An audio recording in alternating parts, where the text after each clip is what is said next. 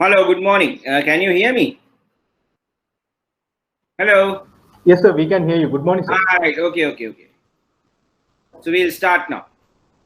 I think few others to join, but we can't wait because it's almost 10 minutes more. So let's start. I think we were discussing about the market segmentation, targeting, and positioning last week. And in that discussion, we came up to the point of benefits of market segmentation. So we talked about very in a nutshell. We talked about what is market segmentation, and why market segmentation, and how to do market segmentation.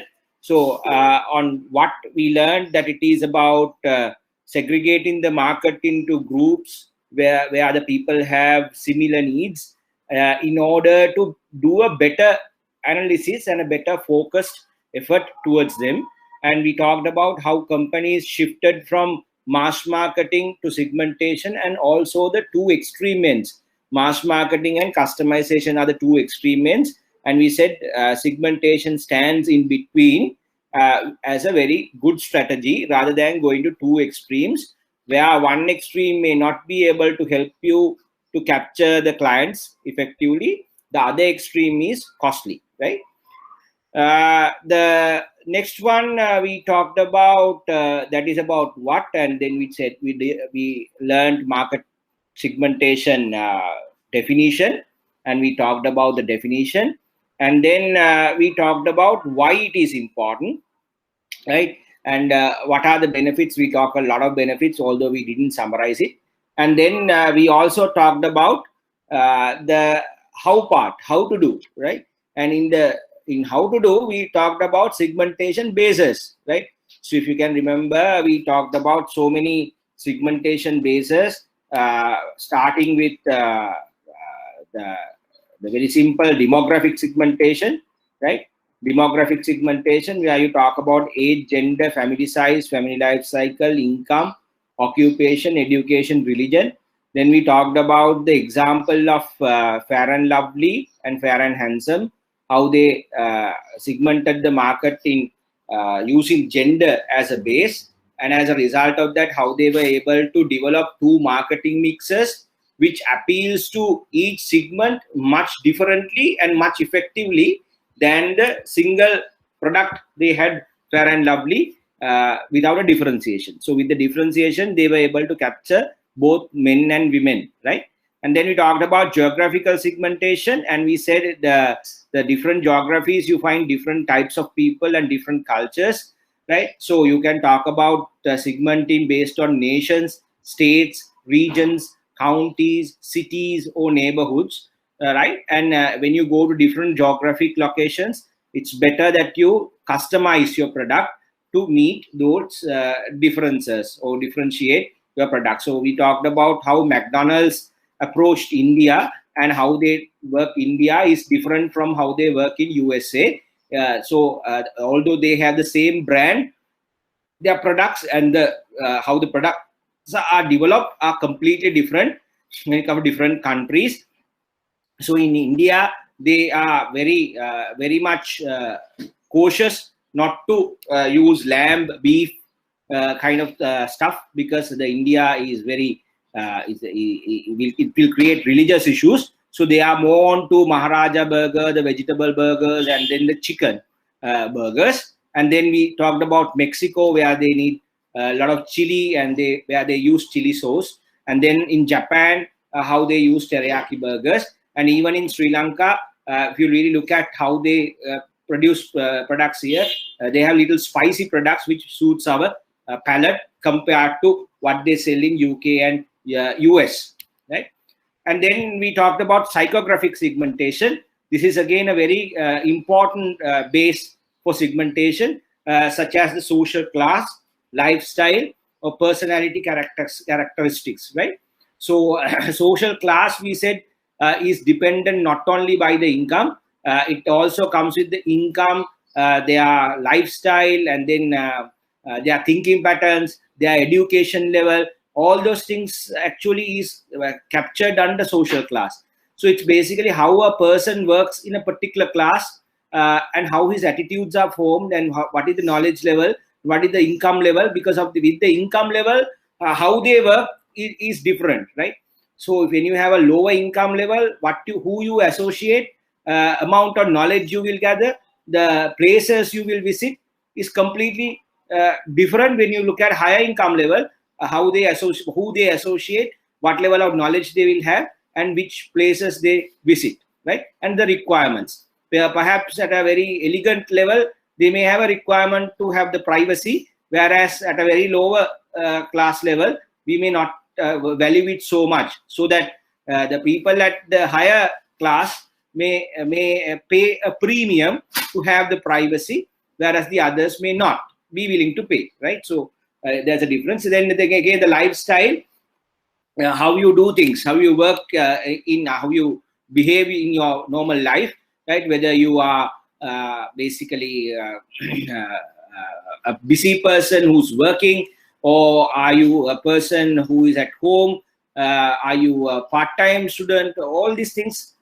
affects your lifestyle. How do you do things in life? What you think about your behavior, right?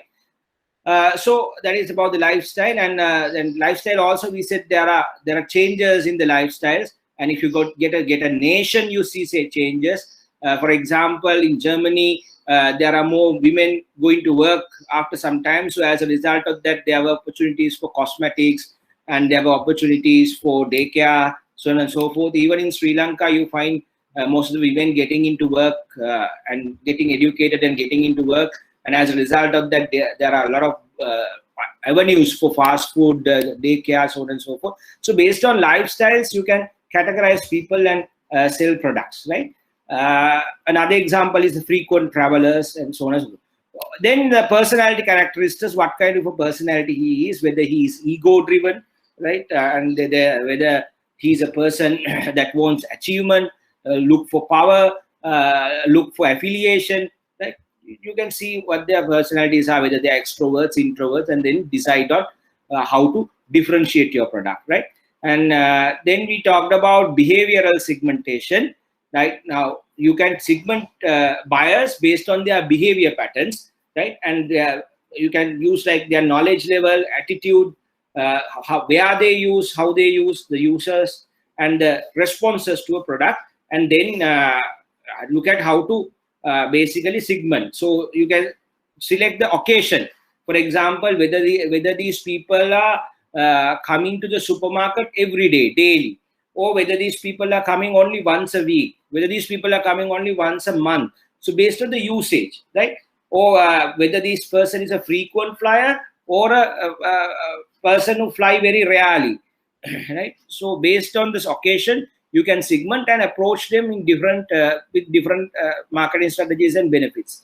Then benefits they sort, what benefits they are looking at when they are using the product. Then the user status, right? When are they using? How are they using? Whether these people are using data mostly in the night, or whether they are taking calls mostly in the night, right? Or whether these people are calling to a one person very often. For example, couple packages in Dialog, which focuses on couples, right? So because they call to each other a lot, right? So the couple packages. And then some people work late night. So for them, they have late night bonanza kind of packages, right? So they have basically looked at how people use the product, right? At what time, peak hours, off peak hours. All those are categorizations under user status. And then the usage rate, and then the loyalty status, right? What kind of loyalty they have and how to build loyalty, and then how to reward loyalty. For example, you can give discounts, but then again, you have reward schemes to cater the loyal customers, and then you might talk so much about reward schemes on the points for people who are loyal and using your product very often, but others may not get motivated with that. Others may get motivated with a discount, right? So you can categorize people on that as well. So we talked about it, and then we also talked about how universities can categorize based on usage preferences. So there can be full-time, part-time, and people who prefer distance learning, right? So with that, we came to the benefits of market segmentation. So this is where we stopped, right? So if you really summarize the whole thing, what we have learned, this question is a very simple question to us, right? So first one, we can say, when you segment the market, analyzing the customer is easier than trying to analyze without segmenting, right? Now, for example, if you segment the market based on age, let's say for your bank, so you basically segment them as babies, teenagers, young adults, and senior citizens. Now, it's easy for you to analyze what should we do with the babies. Right? Now, babies, as you know, there is no appeal for babies itself because they will not understand what you do. They will only understand you giving a gift to them and then basically making them happy when they come to the bank. That's all. So it's very, you have to focus on the parent, right? So some banks comes with certain insurance product saying the parent, like if you die, we will make sure the child is being given a certain amount of money, kind of things like that, where they appeal more on to the parent and they look at the child by giving gifts, kind of things like that, right? So then when it comes to teenage level, the whole thing changes, right? So they would like to show off also, right? They would like independence. So you might think about a separate teenage ATM card or a bank card for them, so that they will be having a lot of prestige carrying it and showing it to other people that I have a bank card, right? And also the gifts will change. Gifts will change from a normal small books or the water bottles to bags to more of a teenage-based gifts like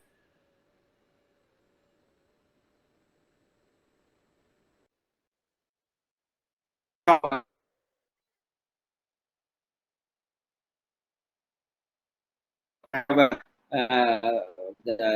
do you call this drones, so on and so forth. They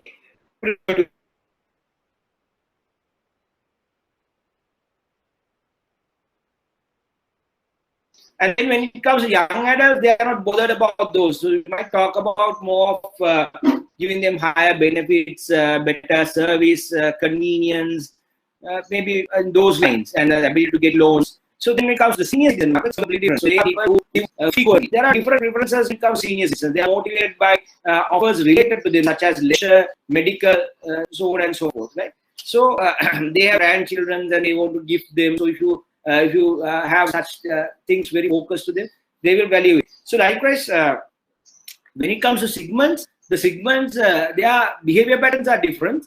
Their attitudes, their psychologically and physiologically also are different, right? So, so based on your segmentation base, when you segment the market, you can perfectly understand how each segment will work and what they value.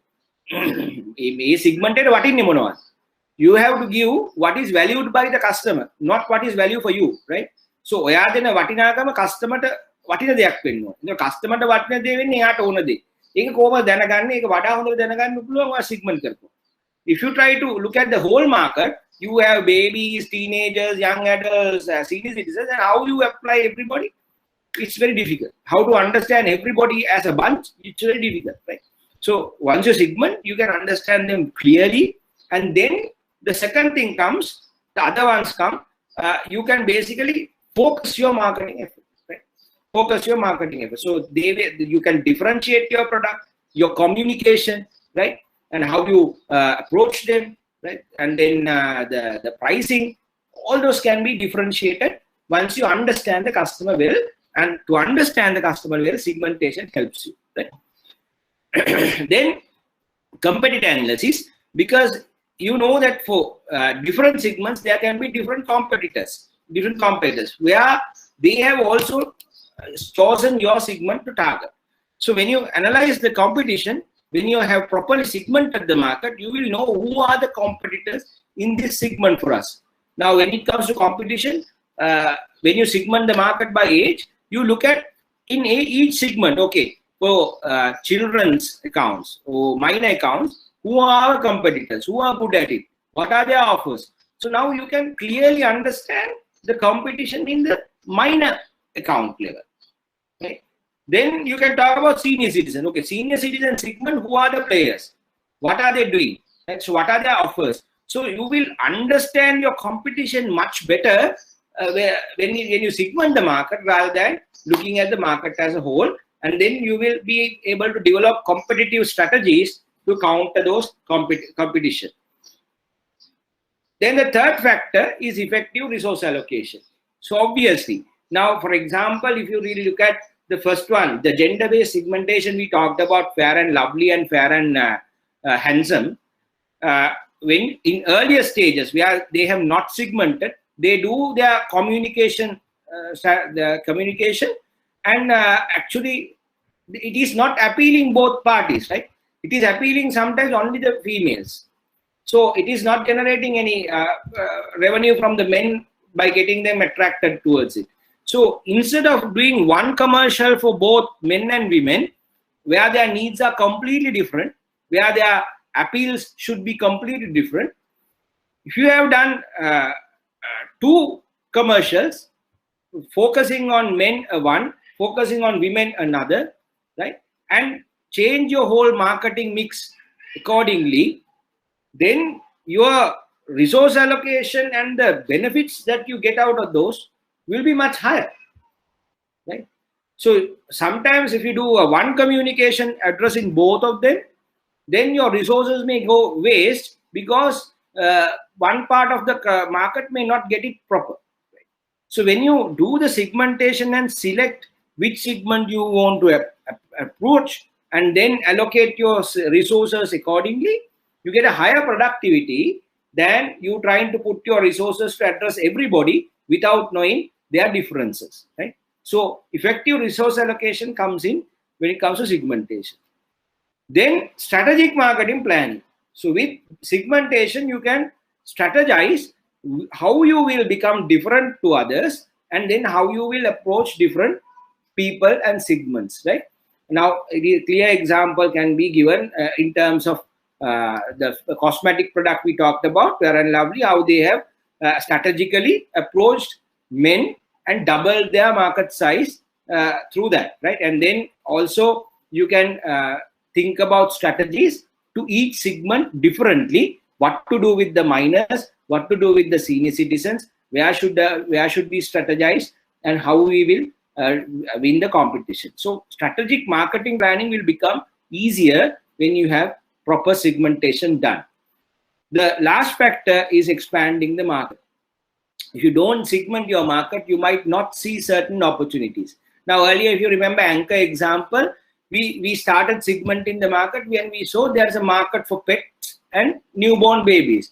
Obviously, we didn't target that because we don't want it. But if Anchor wants to expand its business, Anchor can target one of those segments, come up with a product and a marketing mix, and expand their market. Right? So they find opportunities. When you segment, they find opportunities. Same with the Fair and Lovely example.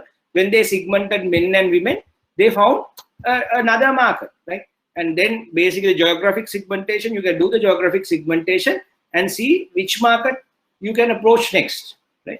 And whether you have the capacity, and then go for those segments. So for you to expand the market, segmentation will help you. And also, segmentation will help you to protect yourself from competitors, because if you don't properly segment and address needs of the people, then the others may find those different needs and address them, so that that part of the market will find their product is better than yours, right? So it's very important that you do the segmentation to understand your customers' market and prevent competition attacking you also. For example, if we were talking about Anchor, if you can remember, Anchor earlier had the family product, right? Family product. So if they were going on with the family product, opportunity for competitors. Because when a PT packet Anchor family product they will use. So that use right? There is a segment who wants the non-fat milk. So what they will do is, they will allow Anchor to go on with the family packs. They will create a separate non-fat milk product, go to the market and say, we are the ones who are giving non-fat. You come to us, you will become healthy and slim. So what will happen? Mechanikal option now they will shift to your product, because you have seen a segment in the mass market which is not been addressed. So then if you go to your own branch and even think about your bank, you can look at certain segments in the market where they have not been addressed. So a segment address you can create a product. There is an opportunity. When a particular segment is not being addressed, that means there's an opportunity. So you can capitalize on the opportunity and come up with a better marketing mix or a market offering, whereas those people will find your market offering is more personalized. Then what will happen is they will shift from the other existing company and will come to you. Segmentation හරියට කරලා අඳුනගත්තේ නැත්නම් market එකේ ඉන්න segments සහ ඒවයේ තියෙන gaps ටික, then you are actually allowing competitors to come in. It's like you have closed all the doors but you have kept few windows open, right? So the burglar will come anyway, right? පුරා කොහොමත් එනවා එක ජනේලයක් කරලා තිබ්බත්. ඉතින් ඒ විදිහට you have to be very careful because segmentation is one of the key elements, key strategic decisions when it comes to moving into the market and identifying gaps, opportunities in the market also, right? Then ඊළඟට අපිට එනවා ප්‍රශ්නයක්. එහෙමනම් දැන් අපි කතා කරා segments ගැන. කොහොමද අපි හොඳ segment එකක් හොයාගන්නේ? How do you call a particular segment as good, right? Better, right? Better. That ඔක්කොටම address ගන්න වෙනවා. Then you may have to address all the segments.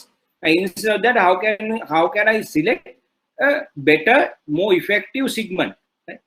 එතකොට ඒකට අපිට criteria පහක් පාවිච්චි කරන්න පුළුවන්. Based on research, they have found, okay, you can use these criteria and assess. එතකොට මේවා ඇවිල්ලා ඔයාට assess කරන්න තියෙන different criteria. So මේවා අනුව you can go on evaluating the segment. So what are those? First one, measurable, substantial, accessible, differentiable, actionable, right? මේ ටික තියෙනවා නම් you can approach a segment as an effective segment and evaluate it better, right? බලමු මොනවද තියෙන්නේ කියලා.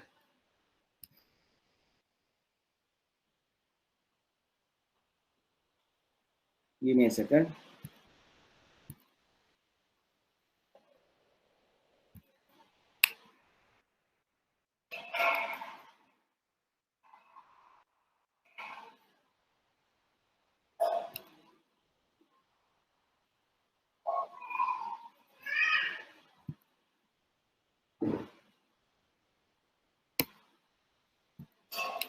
Right. Right. So this kind of first one is measurable. The degree to which the size, purchasing power, and segment profile can be measured.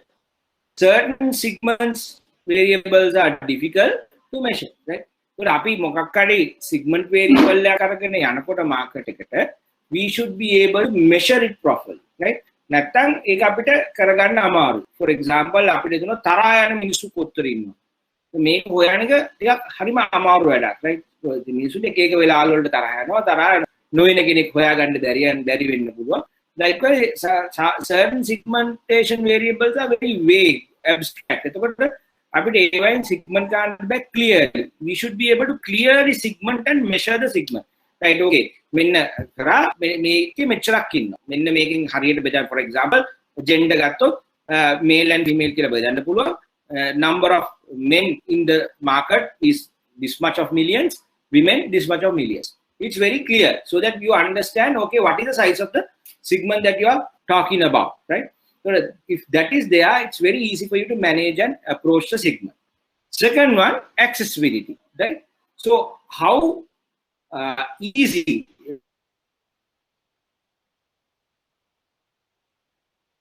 right?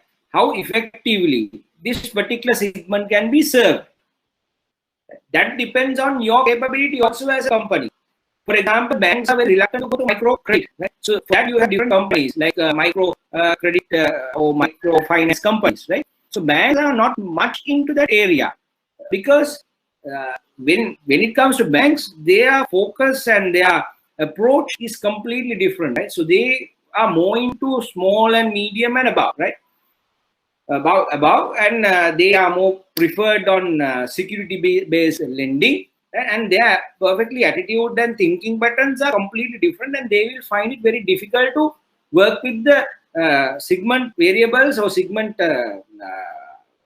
characteristics of micro credit market, microfinance market. So therefore, sometimes they may not focus too much about them because they find accessing that market is very costly. They have to put a lot of resources and they don't have much expertise on that area. And sometimes you can't do certain strategies that is being used by those companies when it comes to approaching them or recovering. So therefore, the banks prefer to stay away from them. But that doesn't mean that there is no good market. There is a real good market, right? And there are microfinance companies who are doing really well. And sometimes the banks will take a strategic move to acquire such a company and then cater that area. For example, HNB acquired Prime Grameen, and then they changed it as HNB Grameen. And now HNB Grameen is a different subsidiary which actually focuses on this particular microfinance segment. So their bank, they are focused on different segments, and they have the subsidiary to focus on that area. And some banks, they don't have that that thing either, right? So therefore, whether you can really access the particular market and work in that market matters a lot, right? Matters a lot. For example, if you are a company who has been on a particular stand, and when you go to a particular market where their attitudes are negative towards your product or the brand, they might not like you. So therefore, you must know whether you could access that particular segment and work well also. Then the next one is substantial. The market should be substantial enough. Otherwise, your efforts making your product different, having a different marketing mix, all these things will not work for you, right? Because it's costly, right? Creating a different strategy is a costly thing. Even very simply, if you look at a class and if you have to develop a butt packet to them or lunch packet to them, if you have very few people who are eating, who says that we want certain different types of stuff. For example, let's say about 5 people out of 40 says we would like to have lamb, right? So sometimes it's easier for them to easier for you to ignore them because you have to cook for 5 people completely a different product and cater others, right? So if the market is very small, you have to put a lot of effort, right? The lunch packet tag differentiate කරන්න ඕන તો වෙනම උයන්න ඕනේ, right? වෙනම පුද්ගලයාට උයන්න ඕනේ, වෙනම curries හදන්න ඕනේ. එතකොට completely different combinations හදන්න ඕනේ හරියට. right? එතකොට මේක completely different. එතකොට මේ මෙතන ඉන්න ප්‍රමාණය අඩු නම්, ඉතා කුඩා ප්‍රමාණයක් නම් මේක ඉල්ලන්නේ. Sometimes the effort එක වැඩක් නැහැ, because once you put that effort, you incur a lot of cost and you develop a totally different product, but there's a very small market, right? And it may not give you the real return. So the market is not substantial. No point you going there. No point you going there because that effort will not give you the required return.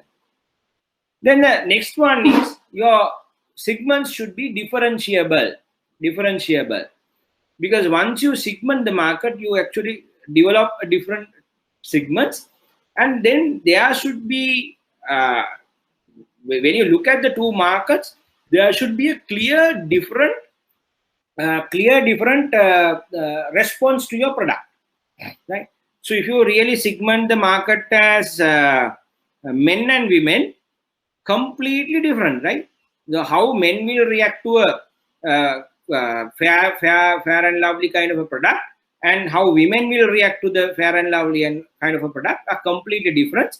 Motives are different, attitudes are different, right? Behavior patterns are different, where the occasion is different, so everything is different, right? And how they will look at the packaging, even from that time it's different, right? So you find in that product, when you approach men, they use black and white, and when it comes to women, they use pink and white, right? So Even the colors are looked at differently. So there's a clear difference. So you have to develop two marketing mixes for two segments, right? But if you try to differentiate, for example, Fair and Lovely based on the age of women, you might not get a big difference, right? You might not get a big difference for you to differentiate, right? So if there is no big difference, there's no point. There's no big difference to for in the market in terms of the response to the product when a segment is divided. No major requirement, right? So therefore, sometimes certain segmentation variables, although they look nice, may not give you the real results because the segments will generally respond in a more equal manner. So there is no big difference. So when you create two segments, there should be a clear පැහැදිලි distinction.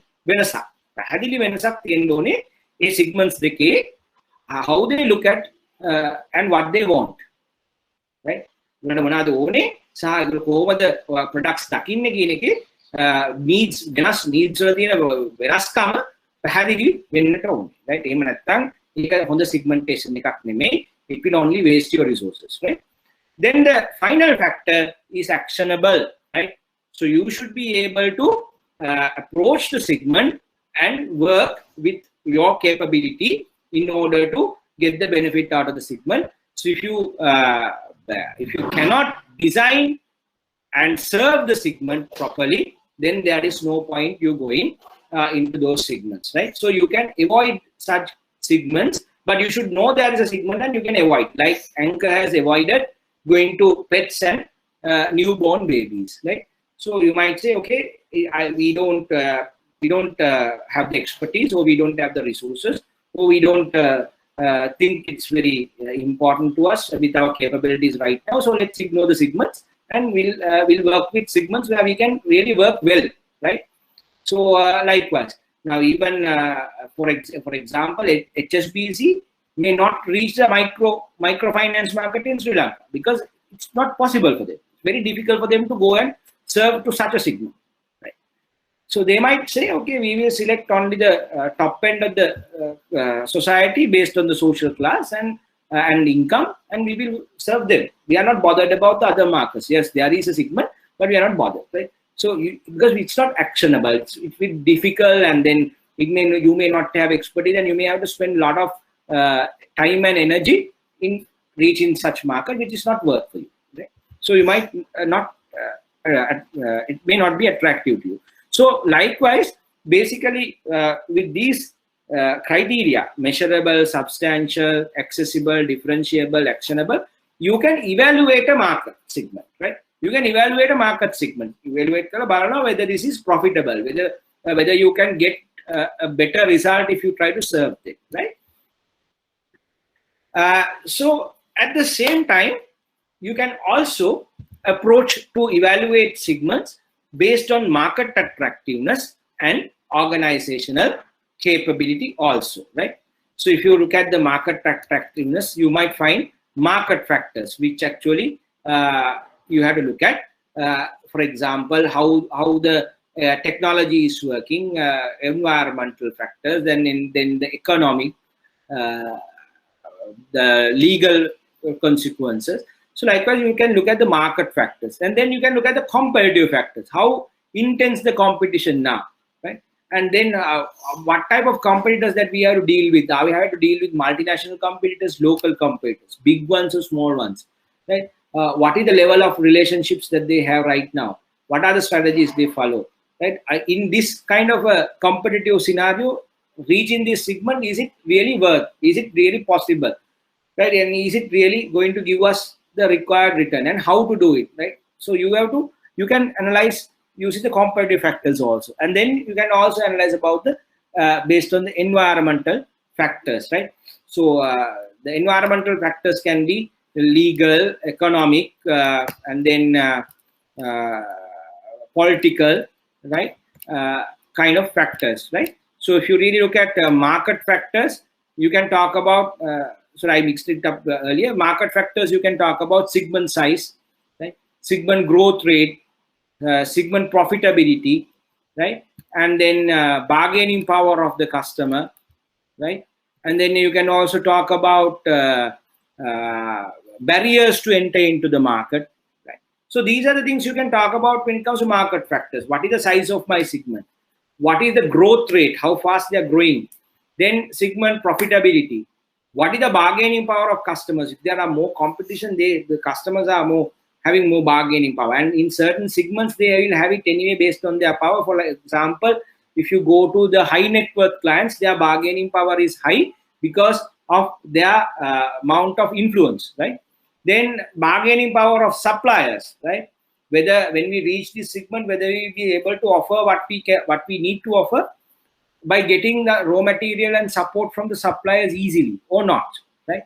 Then barriers to market entry and exist. What are the barriers? How much capital we need, right? What are the requirements that we have to fulfill when you are reaching this particular? Excuse me, sir. Yes. So the slides are not visible for us.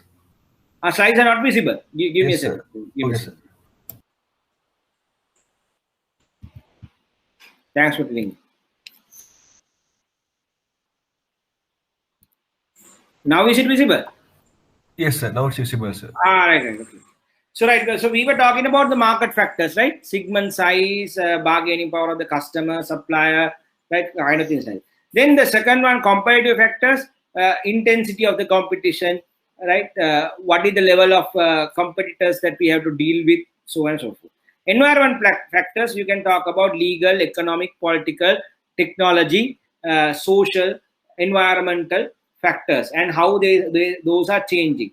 When those things change, there are opportunities created and also threats created, right? So when certain things like, for example, when you have import bans, and then margin requirements, the importers are suffering, right? But at the same time, the local traders will find a better, more market, right? So the changes in the external environment, the environmental factors create threats to certain people, opportunities to certain people. So you have to be very careful and you have to analyze what kind of opportunities and threats are created, and how long it will last, and what will be the future opportunities, threats that may come based on the trends you see in the environmental factors, right? So those are very important. Then the other one is organizational capability. Now, organizations also differ and have their own capabilities. For example, as I told you, what HSBC can is completely different from what Bank of Ceylon can, right? And their purpose. So HSBC have global presence, and even if you open an account in HSBC, whatever the country you go, you might find that bank, and you are actually dealing with the international bank. You can basically get a better recognition when you go and use their accounts in a different country. So even when it comes to my experience, certain customers say, okay, we will cancel any local card, but we are actually keeping this because when we go abroad, we need the benefits, right? So it is their capability, because they are an international bank, right? They're an international bank, and they have that capability anyway, right? And same goes with the Standard Chartered Bank, right? But when it comes to a local bank, they may have a different capability. For example, Bank of Ceylon, they will tell you, you go to any village, we have a branch, we can support you, right? And they might say, okay, you go to these countries, we have our offices there, right? And also they might tell you, okay, we give you a better rate, right? We give you a better rate, and we are more like, you can, whoever you are, you can come and bank with us easily, right? So they have a different proposition, right? They will talk about branch network, but HSBC will not talk about the strength of branch network in Sri Lanka. They have very few branches, right? Completely different, right? But if you go to another private bank, for example, NTB, their strength is completely different, right? So they might talk too much about customer service and their support to you, and so on and so forth. So you look at one bank to bank, how they will what kind of strengths they have, it completely different. Right? So based on that, their capabilities are also completely different. Some banks are very good in international sales, some are very new, right? So based on your capability, you know which segments you can cater well, right? And that is very important, because you must not go to segments where your capability is less, because in that case you will not profit out of it, right? So sometimes if you go there, you must go with a lot of perseverance that and good marketing strategies to develop your capabilities with time. Otherwise, it's important that you select segments where you have the capability to serve, so that there will be a match between what they require and what you can offer, and which actually generates satisfaction and a win-win situation, right? So you can evaluate market segments based on market attractiveness and then organizational capability also. So by doing all these things, the things I talked about, measurable, the five criteria which I said, right? Measurable, accessible, substantial, differentiable, actionable, and also looking at market attractiveness using market factors, competitive factors, environmental factors, and then organizational capability. You can evaluate your segments in coming to the decision which segments we should patronize, which segments we should approach, and which segments we should avoid, right? Right. Then comes the second part, right? So now we are talking about target marketing strategies. Now, in the target marketing strategies, first one, we said you have undifferentiated mass marketing. Undifferentiated mass marketing, where you have targeted the entire market with your market offer, right? So you have targeted the entire market with your market offer. Give me a second.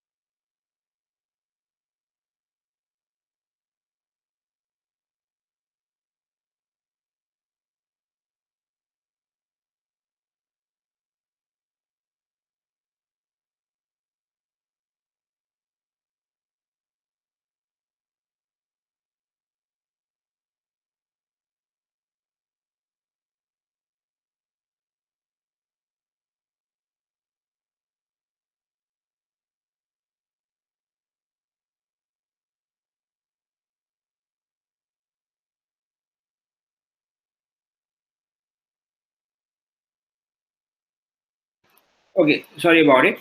So first one is undifferentiated mass marketing. Now here you were looking at the entire market, and you were basically catering with your market offer to the entire market. Next one, we went to differentiated, that is segmented marketing, where you will look at different segments and cater those segments. Then you have concentrated niche focused marketing, that is you select one small segment in the market, and you basically cater only to them, and you don't cater anyone else. And then you have micro marketing, that is the local or individual level. So you go to a very distinct level where you cater to each individual, you customize your products for individuals or to that particular locality. For example, හැම ගමටම ඔයා මොකක් හරි වෙන වෙන product එකක් හදනවා, right? එහෙම නැත්නම් හැම පවුලකටම හැම පුද්ගලයෙකුටම, right? So you go into micro marketing, right? So we are talking here about the target, how you can target, right? So you can target broadly and you can target narrowly, right? Now always remember, we are not telling any one of these strategies are wrong here, right? So we are actually looking at what strategy we are actually looking at how segmentations can really help you and become more effective. But any of these strategies are okay. Sometimes you have to go for mass marketing, right? If you really look at Sunlight, they may not do micro marketing, right? They will do the mass marketing. But if you look at BMW, they might go to micro marketing, right? So depends, right? Okay. Now, if you really look at the product marketing mix, so you have the target market, and for the target market, you can develop your marketing mix, and sometimes by segmenting the market, you can develop different marketing mix to the entire market, to different segments, rather than having one marketing mix for the entire market. For example, if you look at long time back in the credit card industry, they have mass market products. That is, they have silver cards and gold cards. Actually, if you look at even 2000, they had silver and gold cards. So silver cards to one, gold cards to one segment, right? And then later they started segmenting it, and now they have silver, gold, platinum, Visa Signature, Infinite kind of products like that, which caters to different segments. So you can go with one credit card for everybody. Now, for example, if you take Sampath Bank, they have Amex everyday, right? Amex everyday, and what they say is it's a mass market. So it is something for everybody, right? So their proposition is even you are a top end person or whether you are a lower end person, you can carry this everyday product for your everyday use, and they have developed their marketing mix in such a way, right? And then if you really look at their Visa and MasterCard portfolio, they have different marketing mixes for different classes, social classes, right? So they have silver cards for the starting level income owners, starting income levels, right? So we can say lower middle. Then they have gold cards for the middle. Then they have Visa Platinum for the upper middle. Then they have Visa Signature for high income earners, and then they have Visa Infinite for the affluent crowd, the very top 5% of the market, right?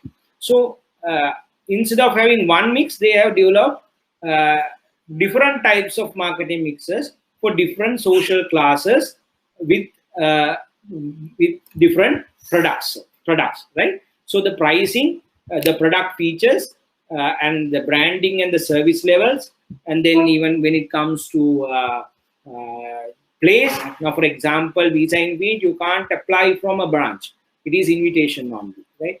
So you cannot apply. So likewise, even the way that you can get the product. So all those are differentiated. So different classes, different social classes. Now in this social class, they have looked at their profile and the income level both as segmentation basis, and based on that, they have divided the market and come up with different marketing mixes rather than having one marketing mix for all, right? So we call this the segment-based or differentiated marketing strategy, right? Now, if you really look at undifferentiated marketing strategy, you find one marketing mix for the whole market. For example, if you look at Honda Hita Mikiri, right? So Honda Hita Mikiri, one Mikiri for everybody. Highland now fresh curd, right? One product for everybody. There are no differences. If you look at salt, one Raigam Lunu, one packet for everybody, right? Even a sakne. So then you can have differentiated marketing strategy. Differentiated for each segment, you have a different marketing strategy. For example, men's active for men's segment, and then Fair and Lovely for female segment, right? Now, having said that, when it comes to this place, I must tell you now the Fair and Lovely has changed their name, right? So you might find that they say Ekamatamai Meka Kela. They are talking about glow and lovely, right? Glow and lovely. So instead of Fair and Lovely, they have come up with Glow and Lovely. Actually, this came up with the social resistance towards fair word. And then they were actually talking, there was this campaign on Black Lives Matters in USA, where they were telling that differentiating black and white people with color, black and white, is not acceptable. And they came up with this Black Lives Matter campaign. And with that, as a response, Unilever also changed their proposition. They came up to a more of an acceptable brand, that is Glow and Lovely, because they also found that fairness does not apply to every country also, right? The fairness may be something that being valued by countries like us, where fairness is a big deal. But if you go to Scandinavian countries, Europe countries, USA, fairness is not a big deal. It's given to them anyway, right? So what they might look is the glow and the healthiness of the skin. So this is a more of a global appeal rather than going fair appeal, right? So in Fair and Lovely, they were talking to you that you have to become fair, right? And that fairness will give you so much of benefits, right? So the proposition actually was on fairness, right? But now the proposition is glow. That means you have to have a better glowing skin, right? Where everybody will see as very attractive, right? So they changed the whole proposition, and it's interesting for you to read those articles about how the Unilever has responded to the campaign Black Lives Matters. So I invite you to read those, right? So those are very insightful things, and you can see how the strategies are changing with the environmental changes and the social pressure, and how they change and appeal and try to get the opportunities capitalized with their product propositions, right? So that is for your knowledge. So now what we are doing is differentiated marketing strategy. So we said you have one marketing mix for each segment. So you have for men, you have men's active. For women, you have Fair and Lovely, right? So two different marketing mixes for two different segments. Then you have target marketing strategies, that we are to talk about concentrated marketing. Now here, there are a lot of segments. If you really look at TV, you have a lot of segments. The people who like news, people who like sports, people who like religion stuff, right? And then people who like cartoons. There are a lot of different ones, and there are channels which actually cater to everybody. Like if you look at Derana, if you look at ITN, now they try to cater to all segments with their programs at different times, right? But there are some channels who have forgotten all other segments and are concentrating only one. Now, for example, if you take the Buddhist channel, they are having niche marketing strategy, right? Now they are focusing only on Buddhist people, right? And they telecast programs where the Buddhist people will value. So they have taken the religion as a segmentation variable and has concentrated only on Buddhist people. Right? And then Star Sports. Now this channel has concentrated only on sports lovers. They are not bothered about others. They are not bothered about who likes teledramas, films, and so on and so on. They have concentrated only the sports lovers. Then if you look at HBO, they have concentrated only those who love films. There's nothing else. There are no documentaries in HBO, right? So there are no educational programs. There are no religious programs. They are only films, right? So this is called concentrated marketing. So you, out of the segments, you select one segment and you specialize in that segment. You cater to that segment really well, and you are focused on that segment. Right? Then the next one is individual marketing strategy. And this is micro level, right? In this micro level, what you try to do is you try to develop a marketing mix to each customer. To each customer, or in a local level, a very simple level. For example, they might come to your company and say, we have a separate product for your company. Or they might come to you and say, we will customize our product for you. Now, Dell does it into a certain extent. So they will tell you, okay, you customize your PC and you select what color you want, you select what capacity you want. So they will give you a product customized for you, right? So that is individual level marketing. So even if you look at gifts, they might tell you, okay, we will give you personalized gifts. All right. Now I remember gifting a person a tea, kind of a tea box, and when I want to give it, and they said the Dilma said we can engrave the name. So we engraved the name and gave it, and there was a big surprise in the person who got the gift, and he was very happy. Right? So you can get this, right? So you can personalize it and deliver it to the person that you want to give, right? So that is also a kind of a micro level approach, right? And then even if you look at Hamidia, they have made to measure, right? So where they talk about they will change the color, they will change how your the buttons, right? And they will give you a very personalized approach, the product, right? So you can think of this as well, and this is becoming easy with technology. This is becoming easy with technology, and this is the micro level where you go to the local or individual level, right, to cater to the clients. And then even if you look at BMW, the BMW also allows you to customize your car, right? So they will give you a lot of options, and they will tell you, okay, you tell us what you want, right? So I suggest you go to the BMW site and see how the customization happens. So when you go to the BMW site and you search for customization, they will tell you how you can customize your car the way you want, from the colors to the interior, right, exterior to the interior, and then make your car look more more personalized for you, right? So that is also possible. This is micro level marketing, where you try to address each one's need and customize your product. Right? So something for you to think of as well, right?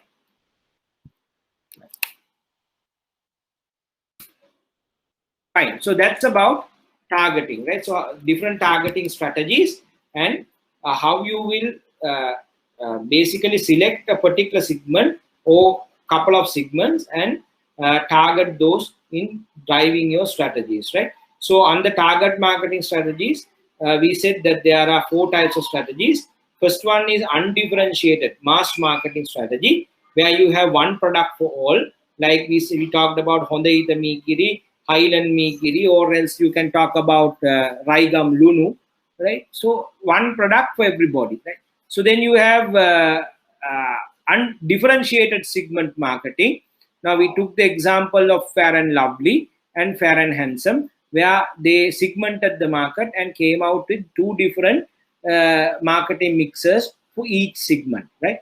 Then we talked about concentrated or niche, very focused marketing, where you select one segment out of all and try to cater it. For example, we talked about Bauddha Nalikava channel, where they talk only to the Buddhist segment. And then we talked about Star Sports, we talked about HBO, where they approach only the selected segment with their market offer. Then you have micro marketing, that is the local or individual level targeting, where you target each and every person as a different person and come up with different marketing strategies, different marketing mixes to cater them. So there we talked about Hamidia's, the customized gifts, and then we talked about BMW, Dell, how they do this, how they take advantage of this strategy, right? So these are the different types of targeting strategies. Now we move to positioning. Positioning, again, positioning is a very important area for you to talk about, and something that really helps you to give me a second. Something that really helps you to make a big difference in the market. And there are a lot of success stories where they have used positioning right and have become very successful, right? So if you really look at what is positioning, There are a lot of definitions, out of which we can take out Philip Kotler's definition in his 13th edition Principles of Marketing. Now, we can say positioning is arranging for a market offering to occupy a clear, distinctive, and desirable place relative to competing products in the minds of the target customer. Now, very important for you to understand each word, right? And what it really means. So first one, arranging a market offering. Now, here we are talking about market offering. Now, you have to be very clear about this word market offering. Market offering is what you offer to the market. What you offer to the market. Now, what you offer to the market is by and large determined by your marketing mix, right? What is the product you offer? What is the price? What is the place? Right? What is the what is the communication? Right? Promotion, right? And then who is offering it? The people, right? Physical evidence and processes, right? So those things are coming under the marketing mix, and that is what you offer to the market, right? It's like a film. Now, filmmaker, film is a combination of a lot of things, right? So you have the funny moments, you have the jokes, and then you have the humor, and then you have also romantic scenes. Then you have jokes, right? And then you have sad moments, right? You have fights, exciting moments, right? So you combine all those things and you develop a film. And what you put to the market is a film. But in that film, you have different components. Likewise, what you put to the market is like a film. You can say it's a market offering. And that market offering has various components in it. Right? The product, price, place, promotion, and what the customer sees is your market offer. දැන් අපි ගිහිල්ලා වෙන වෙනම බලන්නේ නැහැ මේකේ product එක, price එක, ප්ලේස් එක, ප්‍රොමෝෂන් එහෙම එකේ බලන්නේ නැහැ. අපි ප්‍රොඩක්ට් එකක් දිහා බලන්නේ holistic විදියට, right? So if you look at Bank of Ceylon, okay, Bank of Ceylon එකෙන් දෙන්නේ මේ වගේ service එකක්, right? ඒක අපි මේ හැම වෙලාවෙම මිනිස්සු කඩ හොයන්න යන්නේ නැහැ. So the people will look at it as a whole. So what your offer market offering is, right? And the market offering has a lot of components like product, price, place, the promotions, and so forth, which actually has helped you to develop it, right? Marketing. So then it says, so your market offering should occupy a clear, distinctive, desirable place. But again, clear. It has to be very clear. Okay, this product is giving us this benefit. This product is this, giving us this image. It has to be very clear. You can't have a very unclear situation where they will not understand what your product offering is, right? So you have to be very clear. Okay, we are a luxurious product, or we are a product for common man, right? Or you might say, okay, we have the highest quality, or you might say we are okay, we are medium, right? So it has to be very clear for them to understand what your product offering is. Right? So that has to be done through your communication. It has to be, the second one, it has to be distinctive. People should clearly know why your product is different and better than the competitor. Right? It has to be very clear. Otherwise, they will wonder, okay, why I go to this bank? Why I should take this product, right? So it has to be really distinctive. They might say, okay, when we go to this place, we get this benefit, and we can't get it from anywhere else, right? Distinctive. Third factor is desirable. Desirable means the market should accept it. Market should find it is a very something that they really want, right? Something that they really want, not something that they don't want, right? So it has to be clear, distinctive, desirable. Place. Where is this place? The place is in the mind of the customer, in the minds of the target customer, right? In the manase, right?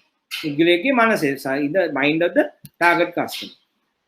Now, this is actually placed relative to competing products. Right?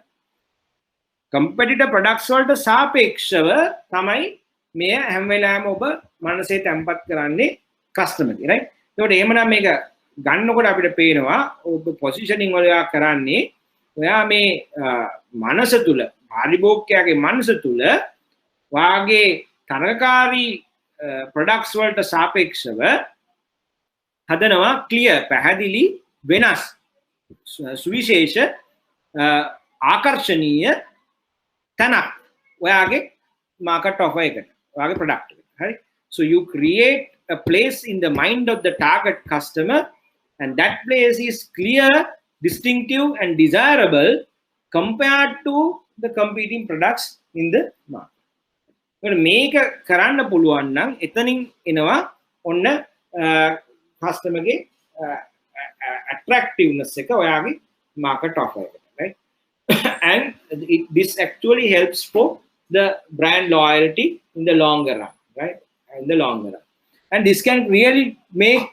wonders create wonders for example let's take two success stories first one is EGB right so if you really look at EGB long time back EGB is given is positioned as a product given to sick people ne so ඒ කාලේ පරණ කාලේ අපිට EGB ගැන කතා කරොත් අපි කියනවා දැන් අපි ගිහලා මුදලාලිගෙන් ඉල්ලුවොත් මුදලාලි මට ජින්ජර් බියර් එකක් දෙන්න EGB කියලා කිව්වෙත් නෑ ඒ කාලේ ජින්ජර් බියර් නේ කිව්වේ මට ජින්ජර් බියර් එකක් දෙන්න මුදලාලි කියලා මුදලාලි කියනවා මොකද කියන්නේ කවුද ලෙඩ වෙලා ඉන්නේ මහත්තයෝ කාටද බඩේ අමාරු right මේ තමයි අහන්නේ එයි අපි ඒ දවස්වල ජින්ජර් බියර් ගන්නේ මිනිස්සෙක් ලෙඩ වුණාම බඩේ අමාරුවක් ඇදුනම තමයි ජින්ජර් බියර් ගත්තේ තුඟක් කරලා ජින්ජර් බියර් ගන්න ගියාම දූවිලි පීදලා මලකඩ තියනවා මූඩියේ right ඒක වැඩි විකිනෙන්නේ නැහැ right not a product long time back if you really look at even 10-20 years back it is not a product at all being patronized by young people right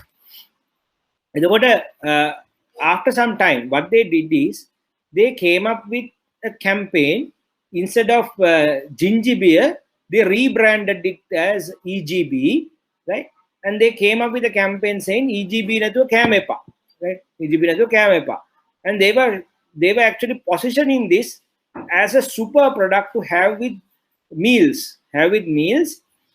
because of its real unique character and the ingredient ginger right so it gives you a unique taste podi saragatiyakuth tiyenawa right podi rasakuth tiyenawa and මේක කෑමත් එක්ක කන්න හොඳම product එක කියලා they came up and because they saw a gap when people go to eat with their families there was no clear product which has addressed that need right?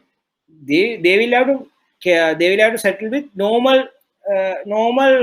carbonated drinks right මේකටම කියලා එකක් තිබ්බේ නැහැ දැන් මේගොල්ලෝ මොකද කරේ මේ gap එක දැක්කා and when people go with the families they either have to order a normal soft drink and normal soft drink doesn't go with food right especially with oil food normal soft drink ගත්තම ඒක තවත් අවුල් වෙනවා right I think people didn't really have a unique product so they either have to settle for tea or coffee or lime juice kind of thing like that when they go for oily food and then special food when they go to occasions මේ gap එක දැක්කලා they came out with this the product actually suited their proposition so they came out and said ginger beer nathuwa kamepa campaign right and they positioned the product as a product you can have when you go out for meals with your families and when you go out as a person එතකොට මේ කෑම කනකොට නියම product එක ඒක තමයි and they started I mean basically promoting that campaign and people started patronizing and today when you go to have dinner or go for an outing the people demand for EGB right people say okay EGB ekak denna because people find it's really unique and it really goes with your food right so what has happened is that very old very slow moving right product which has an image of a product to be given for sick people now have changed to a very dynamic product where people ask for when it comes to dining and actually they came up with this can concept also right and then it has this anyway this word called beer so they came up with the can concept and they really captured the market right so EGB today is not anymore a product given for the sick people but a product patronized by all the consumers Now, same story you can find with Nestamalt. Nestamalt actually was long time back a product given for sick. And when you go to visit a sick person in the hospital, you generally think about taking Horlicks or Nestamalt, right? Horlicks or Nestamalt, and you give to them, right? So basically, Nestamalt was a product to be given for the sick people, and normally, generally, people never drank it in their normal life, right? Day to day, they didn't use it. Right? What they did is that they found that it is not going to work and it is not giving them real benefit. So they came up with the campaign. Nestamalt is an energy drink, right? So they really changed their positioning as an energy drink. So if you really look at, they came up with a campaign with Chaturika saying Bale Jave Shakti, right? Bale Jave Shakti. And they started sponsoring sports meets, and then they came up with young people to say that this gives me the energy, this is how I am energetic, right? And they changed the whole proposition from a product given for the sick people to an energy drink where you can have every day, right? Every day. Right? So they changed it. So what happened? Rest is history. Today, now this has become a normal product for us, which we consume every day. මේක හැමදාම ගන්න product එකක් බවට පත් වෙනවා. ඉස්සර ඔකේෂන් එක මොකක්ද? ලෙඩෙක් බලන්න යනකොට තමයි Nest movie. So the whole thing changed. Today they have become a very successful brand, right? So මේ ඔක්කොම වෙනස් කරේ කොහොමද? They changed the position, how the product is looked at by the consumer, right? So මේක වෙනස් කරාට පස්සේ they were able to capture a large market and improve their whole business, right? So now you understand the value of positioning, right? Positioning, this can come to your individual positioning also, right? So as individuals, you may be having certain positioning being done in your organization, right? Some of you will look at you as a very dynamic person.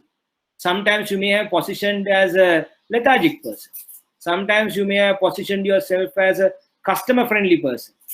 Sometimes you have positioned yourself as a very angry person, right? Rude person. Sometimes you have positioned yourself as a bullmaster, right? Whatever you do, there is a problem, right? Sometimes you may have positioned as a precision master. Whatever you do, 100% right, right? So it's important that you look at your individual positioning also right now, right? So now that you have known the concept, so look at how you have positioned as a brand, right? In the minds of others in your bank, right? How Dishani has positioned, Dilusha has positioned, Chaturang has, so that you can do an evaluation, right? And see what my positioning, how I am looked at by the people in the bank, right? So that's again very important. That's your personal strategy, right? Personal positioning, brand positioning, right? And sometimes you can do certain things. If the positioning is not right, you can change the positioning, and sometimes you can go to the areas where you can't even think of, right? So that's what happened to EGB and Nestamalt also, right? So they changed their positioning and they have gone now to a very big state, like in terms of their volumes, right? So it applies to individuals also. So look at your strategy and then see whether you really need a different positioning, right? And then once you do that, you might actually succeed in a much better way than today, right? So look at it.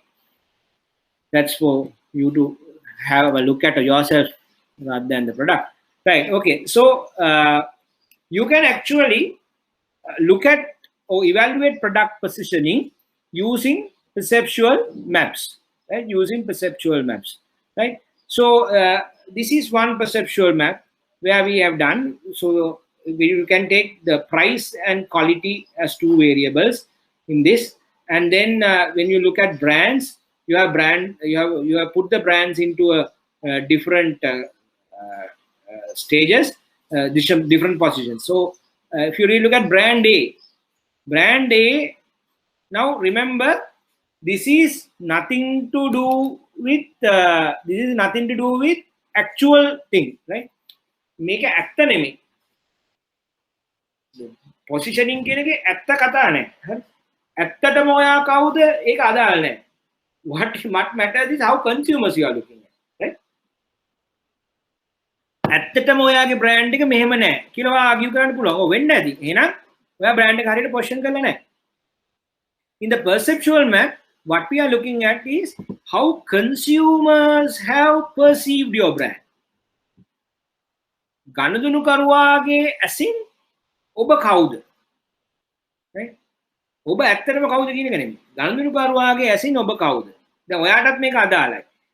ඔයා යම් පුද්ගලයෙක් වෙන්න පුළුවන්. නමුත් ඔබගේ බැංකුවේ ඉන්න පියර්ස්ලා, සුපීරියර්ස්ලා, කස්ටමර්ස්ලාගේ ඇසින් ඔයා කවුද? ඒක සමහරවිට ඔයා දන්නේ නැහැ. ඔයා කවුද? සමහරවිට ඔයා පොසිෂන් කරනවා මෙයා හරි මේ ස්ට්‍රික්ට් මිනිස්සෙක්. බලන් ගියාම ඔයා හොඳ එහෙම නෑ. ඔයා හොඳ මිනිස්සෙක්. right? නමුත් දැන් ඔයා බලන්නේ කව හැමෝම ස්ට්‍රික්ට් මිනිස්සෙක්. right? ඒ බලන විදිය is important. It's not really yourself. So you might say, I'm not like that, but you can't help because you have to do re-strategize and do some positioning, take some strategy to change your positioning. Right? So then මෙතන බලන්නේ මේ ඔයා මේ ඇත්ත brand එකේ ඇත්ත தත්ත්වෙ නෙමෙයි. ඇත්ත කතාව පැත්තක. හරි? මේක ඇත්තටම high price ද ඇත්තටම high quality ද ඒක අදාළ නැහැ. ගනුදෙනුකරුගේ ඇසින් බලන්නේ කොහොමද? How customer perceives, right? I'm going to make a හැදෙනවා with different things. ඔයාගේ communication මත. It will depend on communication. ඊළඟට word of mouth. What competitors do. What your friends and peers will tell you, right? Based on your cultural background. So there are a lot of things that influence it, right? So based on all these influences and how you have communicated about you to the market, the consumers will have a perception මේක මෙහෙමයි මේගොල්ලෝ මෙහෙමයි කියන perception එකක් හදන්න. So that may be right, that may be wrong. එතකොට ඔයා කොයි වෙලාවක හරි කියනවා නම් perceptual map එකක් ඇඳලා මේකනේ මෙයා කියන එක වැරදි. Then for example this brand A might say how consumers looked at it: low price, low quality. Low price, low quality. High price, low quality. High price, low brand එක මොකද්ද? High price, low quality. මෙහෙමනේ මෙයාම consumers දකින්න. consumer දැකලා තියෙන්නේ high price and low quality. ආයි විකුණන්න වෙන්නේ නැහැ මේ brand එක. right? කවුද කැමති වැඩි මුදලක් දීලා අඩු quality එකක් ගන්න? මේ difficult නේ. ඒකට දැන් brand වෙලා තියෙන්නේ මෙහෙමයි. දැන් ඔයාට කියන්න පුළුවන් නෑ මේක වැරදි. මගේ product එක එහෙම නෑ නේ. high price low quality වෙන්නේ කොහොමද? මම ඇවිල්ලා high price medium quality. එහෙම නැත්නම් මගේ price එක high නෑ. මගේ price එක එහෙම ලොකුට නෑ. competitive price එකක් මන් දීලා තියෙන්නේ. low quality කියන්නේ කොහොමද? මගේ quality එක හොඳයි. ඔයාට මේක argue කරන්න පුළුවන්. නමුත් දැන් මෙතන ප්‍රශ්නේ මොකද්ද? ඔයා මොනා කිව්වත් customer දැකලා තියෙන්නේ එහෙමයි. එහෙමනම් ඔයා දැන් මේක වෙනස් කරන්න ඕනේ. කොහොමද වෙනස් කරන්නේ? You have to think of different strategies, communication strategies. එහෙනම් ඔයා කියන්න ඕනේ. මේක එහෙම නෑ. මේක හොඳයි. right? මේකේ quality එක ඔය හිතනට වඩා වැඩි. කියන්නේ. එතකොට මම තියාගන්න මේ perceptual map එකකින් ඔයාට එන්නේ market එකේ response එක. ඒකට ඔයා ඒක දැනගත්තට පස්සේ ඔයාට පුළුවන් brand එක මෙතන ඉඳලා ඕනනම් මෙතනට යවන්න. ඒකට ඔයා communication strategy එකක් දාන්න ඕනේ. strategy එකක් හදන්න ඕනේ. එහෙම නැත්නම් ඔයාට පුළුවන් මෙතන ඉඳලා මේක මෙතනට යවන්න. හැබැයි ඒකට ඔයා strategy එකක් දාන්න ඕනේ, හදන්න ඕනේ. right? ඒකට perceptual map එකකින් ඔයාට එනවා ඔයා කොහෙද ඉන්නේ කියලා ඊට පස්සේ ඔයාට පුළුවන් මේක කරන්න. right? ඒකට මේකේ බැලුවොත් දැන් brand A ඉන්නේ කොහෙද? high price low quality. brand B ගමු. brand B කොහෙද ඉන්නේ? brand B වල ඉන්නේ high quality high price. right? ඒකට අපිට නිකන් සාමාන්‍යයෙන් අපේ market එකේ HSBC වගේ උගක් කරන්න position වෙන්නේ මෙතන තමයි නේ. මිනිසුන්ගේ මනසේ high quality high price. right? ඊට පස්සේ තව තියෙනවා low මේ පැත්ත low quality low price නේ. ඒක brand E එක low quality low price. ඊටත් වඩා low quality and low price තමයි brand D. right? brand C මේගොල්ලෝ කියනවා high quality low price. high quality low price. high quality low price. එතකොට ඔන්න මේ විදිහට මේ brands මිනිස්සු දකින්න. The people look at brands and they perceive it and they keep in their mind this type of positions, right? And it's, you can say, really change and make up the, it's very important that we discuss value proposition also. So let's come out of that also. Now it's 10 o'clock, and I'm going to give you a break now, but with the exercise. Now I would like you to look at, now let's say the easy thing, credit cards, right? Credit cards. So you have Sampath credit cards, you have HNB credit cards, right? You have Nation Trust, Standard Chartered, HSBC, right? Now, based on your perception, now don't worry about anything. You can ask from someone also. You don't have to be perfectly right, right? Based on your perception, you try to position them in this quadrant: high price, high quality, low quality, low price, right? Just for educational purposes, right? So you just position them, and let's talk about it, right? So you can have in the high price quadrant 1 to 5, 1, 1, 2, 3, 4, 5, 1, 2, 3, 4, 5, 1, 2, 3, 4, 5, 1, 2, 3, 4, 5, and then it will be easy for you. And then you position, taking the main credit card brands. Now, what are the main ones? You have Sampath, HNB, Commercial, Nation Trust. Then you have foreign brands like Standard Chartered, HSBC, right? So you position at least these 6 brands in this map, and let's talk about it after the break, and let's see where we are positioned. Right? It can be different. So Dilusha might have a total different positioning than Saminder, right? It is okay. You don't have to be 100% right. Just in your mind. This is only for educational purposes. Just see how you will position those, right? And then that with that activity, let's move, right? Okay, clear? Everybody, are you clear? Right, fine, okay. Now, okay, let me do a little bit of a change. Now I understand this is freely available in YouTube, right? Freely available in YouTube. So, right, let's not take car brands. Let's not take banks. Let's take mobile phones. Let's take mobile phones, right? Otherwise, you may not be able to do a independent job. You might put your brand up, right? So instead of that, let's take mobile phones. Let's say, okay, Samsung, right? Then you have Apple, right? Brand Apple, right? And then you have Huawei, right? And then you have Nokia, right? Nokia. And what else you have? What are the other brands? Huawei, Nokia, then Oppo, right? Oppo, right? Oppo brand. What else? What are the other brands?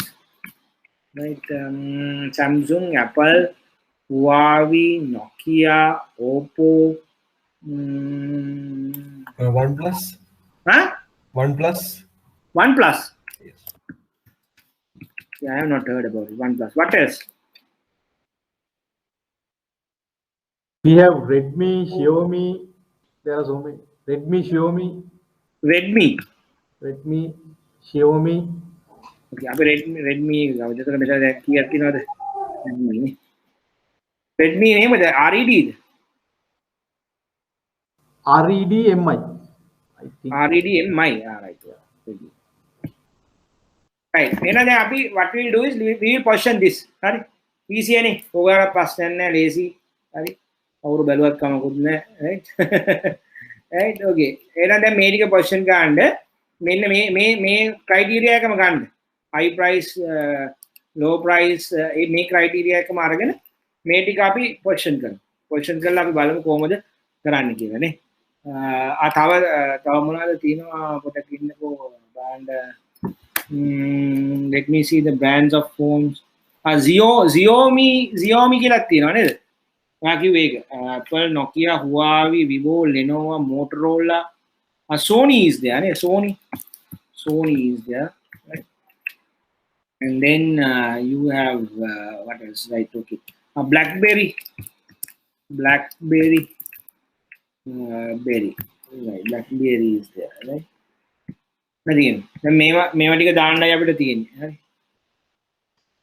Right. Okay. So we'll break, and we will meet up again at 10:30. And actually, I'm giving you a little more time for you to do the exercise also. So we'll giving you 5 minutes more for you to do the exercise while you take the break. So you take the break, enjoy your exercise.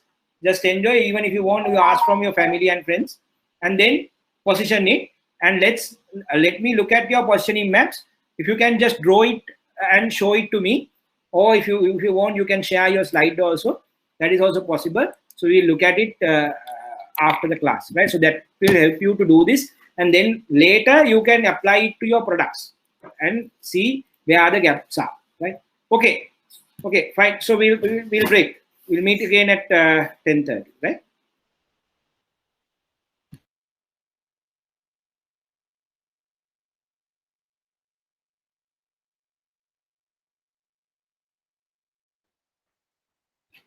Right. Can we start? Are you all back?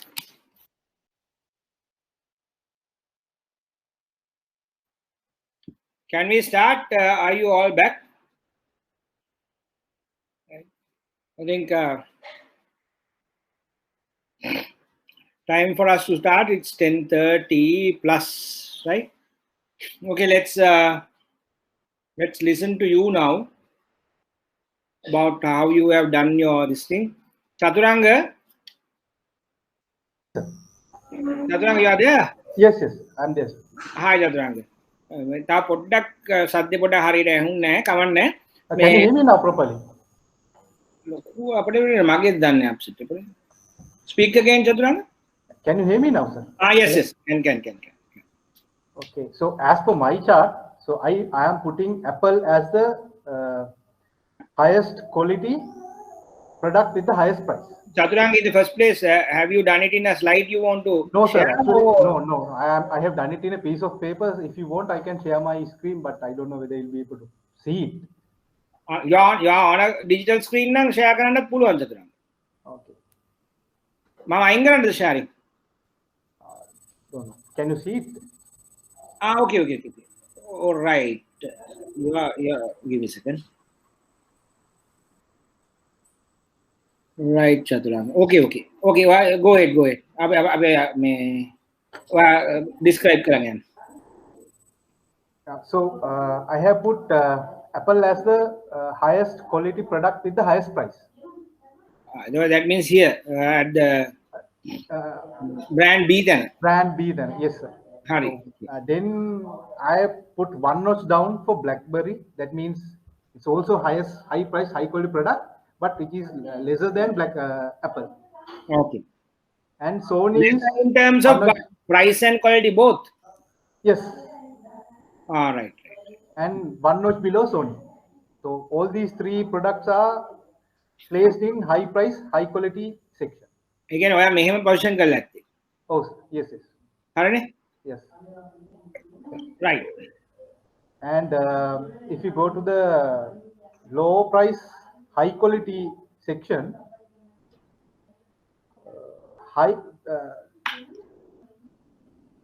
the product that we can buy for the lowest price with highest quality is Samsung. Low price, high quality. Again, brand C පැත්තද තියලා තියෙන්නේ. Brand C, yes. හරි. And one notch below Huawei. Huawei. Right. තප්පරයක් ඉන්නකෝ මේ අපි දාගමු මේක පොඩ්ඩක් පුළුවන් නම් මෙතනට නිකන්. So Apple මේ හරියේ and then ඔයාට තිබ්බා BlackBerry නේ. Yes, sir. BlackBerry. BlackBerry, you positioned it here, and then you had Sony.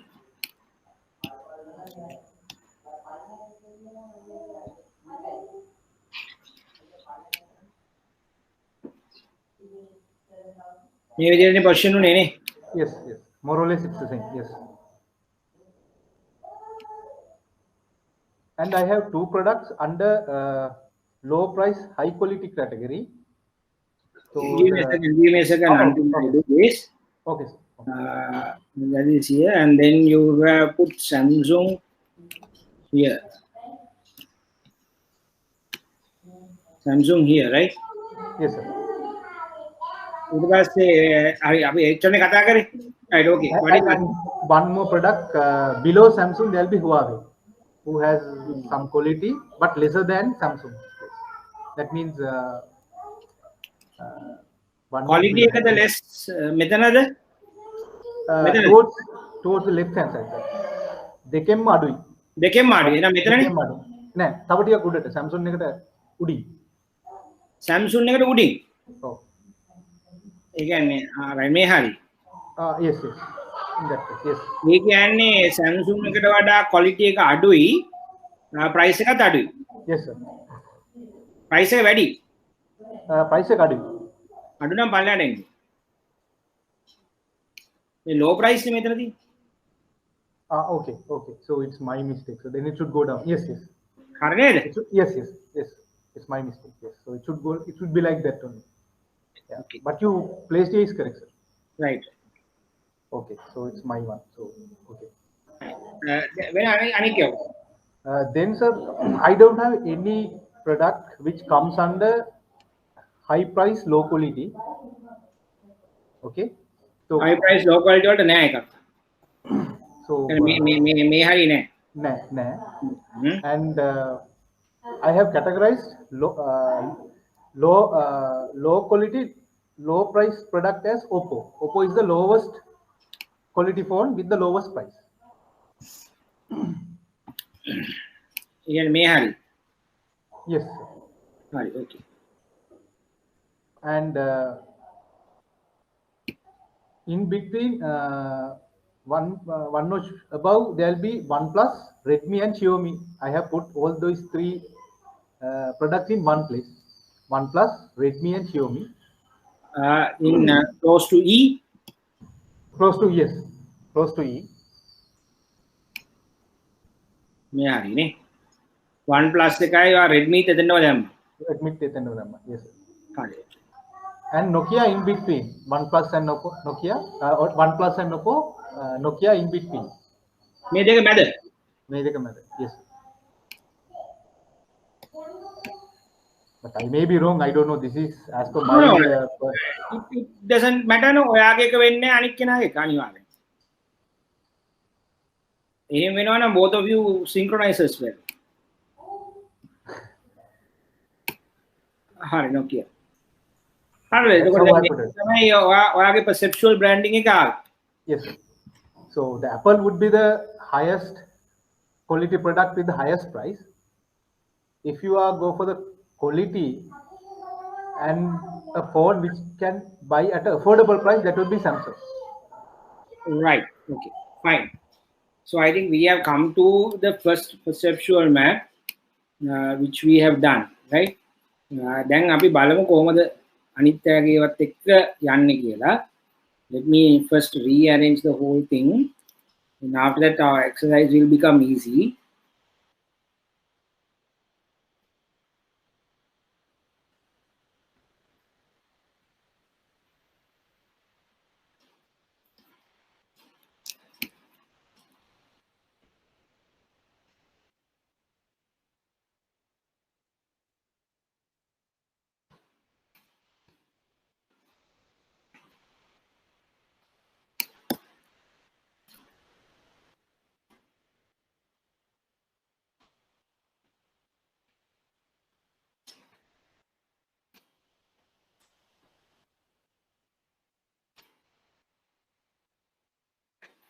දැන් මේක තමයි අපි ගත්ත පළවෙනි පොසිෂනින් එක. So thank you චතුරංග. දැන් අපි let's go to Dilusha. You are there? Yes, sir, I'm here. Right, Dilusha, now you tell me whether you have any differences to what Chaturanga has done. Yeah, I have few differences actually. First one is for BlackBerry. It's high price, but I think it's low quality because now they're really out of business and they don't have Android capability. I mean, they have, but they are still few years behind the most successful brands like Samsung, Sony, and Apple. So I think BlackBerry is high price, but compared to other brands, it's low quality. Right. Where should we position it? Then brand A better. Brand A. All right. Price is high, but I think the quality is low. Right. Fine. Any other differences? And OnePlus, that's I think it's high price and high quality. OnePlus. Yeah, I mean they have only one. They release only one range of phone at a time, and that phone has all the high-end features in the Samsung S series. So it's high quality, but the price is also high as well, but not as high as Apple, below Apple, but the price is high. Where do you want me to position it? Close to Apple, BlackBerry, Above, below Apple, above Sony. below Apple, BlackBerry තියෙනවද? Oh, BlackBerry තියෙනවා. No. එතනද? Oh, BlackBerry තියෙනවා. Any other differences? No, that's okay. Fine. Thank you, Dilusha. So we see a difference in how Dilusha perceives the brand. Then let's go to Gavin. Gavin, are you there? Yes, I'm there. All right. Any inputs? So this thing was like I actually put Samsung in the high quality, high price area because like you consider Samsung as high quality, high price. Yeah. And so why do you say that? Like considering the like S series and all, like they have pretty good features and it's like very reasonable and not reasonable per se, but like for the quality and the price, it's comparatively a bit high. So I would say it's somewhere like maybe a little bit equal to Sony. A little bit equal to Sony. Yeah, that's my point. And I would put Xiaomi in the high quality, low price range. Let me put Samsung here then, right? Now you're okay now? Samsung here. Right. Okay, then close to Sony. What is the other one you said? Xiaomi. That. Xiaomi. Yeah. Xiaomi is not here, right? Oh yeah, it's not mentioned here. Okay. Shall we have a cut on what is here? Then yeah, easier. Sure. Yeah. Other than that, I think Nokia, Oppo, it's all pretty much the same. No other differences for you. No, nothing major. All right. Okay. Thank you, Gavin, for your input. So let's talk to Laksar. Laksar, what do you think? Hi. So can I share my screen? Oh, you can, or else you can tell the differences. Then we can see whether you have a difference. First of all, under the price and under the high price, high quality range, I have put Apple. There is no any other brand.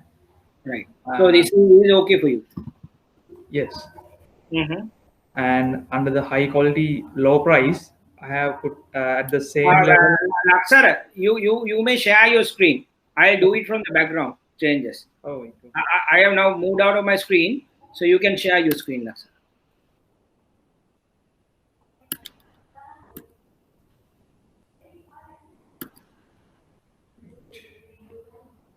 Is it possible for you to share? Wait, I will write you.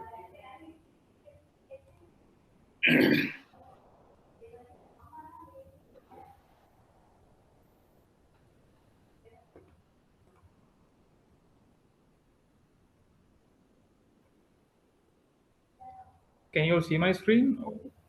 No, Laksar, we still can't. No? Yeah, give us a second. It's coming up. Yeah, now we can see. Yeah. This is how I have put the brands. Under the high quality, low price range, I have put in the same level Samsung and the OnePlus. And under the low quality, low price range, but the Xiaomi and Huawei, not that much low quality. So So I have put in this level Xiaomi and Huawei, and Nokia quality and the price is very that much low. At the high price and low quality level, I have put Sony and BlackBerry the same. That is my view. So you have put Nokia at very low quality level, right? Very low quality. Because they recently came, but we can't see that much of build quality and that much of development when we compare in their legendary story. Right. Xiaomi we have not taken. Huawei also you have put on the low quality, right? Yeah, not that much low. Middle of the craft. Okay, very good attempt. You can stop sharing. Okay, wait. Right.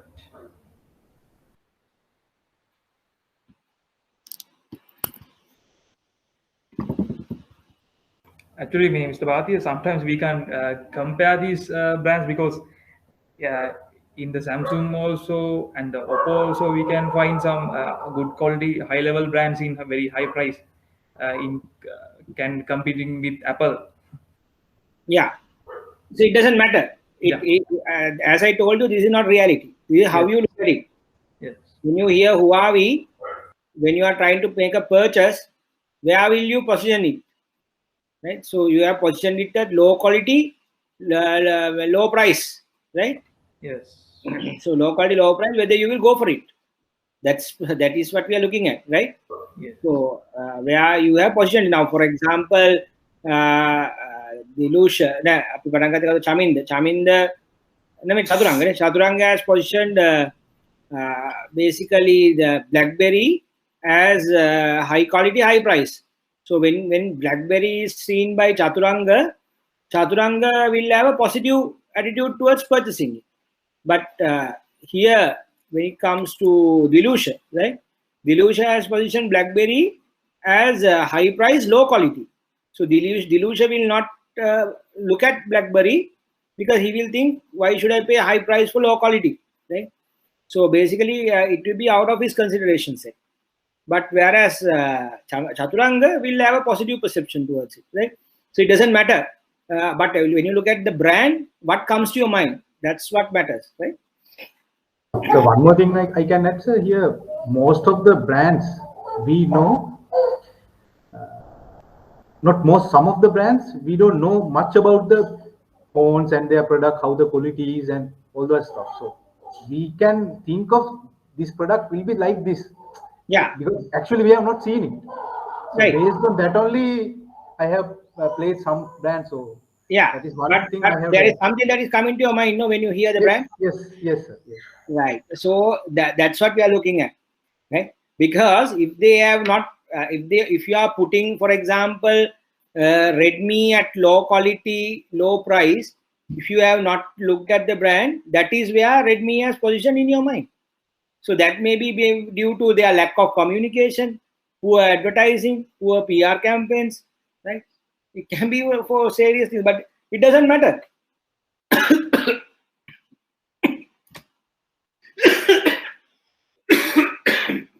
මොකක් වුණත් අන්තිමට Redmi කියන phone එක වාට විකුණන්න ගෙනාවොත් කෙනෙක් ඔයා බලන්නේ මේ විදිහට කියලා. Right? So then salesperson should know how to approach you. Right? එතකොට මේ perceptual map එකේ කරන්නේ ඒක තමයි. We are trying to see where you are positioned. A positioning එකට there can be several reasons.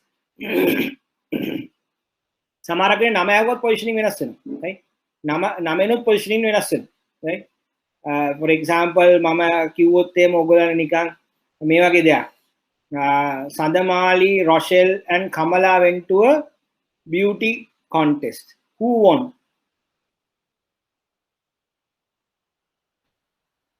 Then you are thinking, මුගක් වෙලාවට ඔය ප්‍රශ්නේ ඇහුවොත් එහෙම දැන් I can't ask this here. මුගක් වෙලාවට ප්‍රශ්නේ ඇහුවොත් එහෙම you might say Rochelle or Pamela if I tell you. Because that name has a different the image that is being created in you, and you might not say Kamala and Sandama. ඔයා දැකලා නැහැ Kamala ගැන කවුද දැකලා නැහැ Sandamali කවුද දැකලා නැහැ. Rochelle කවුද දැකලත් නැහැ, Pamela කවුද දැකලත් නැහැ. Now you might come up with a different answer, right? So you may have had your answers in your mind. So that's the thing, right? So even your name matters. Interviews ගියාමත් එහෙම තමයි. හරි. චතුරංගව හරියට දන්නේ නැහැ. චතුරංගව එතන දකින්න විදිය වෙන කෙනෙක් කියපු විදිය තමයි බලන්න. හරි. This is common to brands also, right? Okay. This is where you learn about the value of marketing communication. ලක්ෂර අපි කතා කරානේ. ලක්ෂරනේ ස්ක්‍රීන් එක ෂෙයා කරේ ලක්ෂර නේ. ඔව් සර්. හරි. රාජකරුණ. Are you in agreement with this? Yes, if you don't mind, can I share my the Word document? Yeah, you can share. I'll unshare my. Okay, you can share now. Right.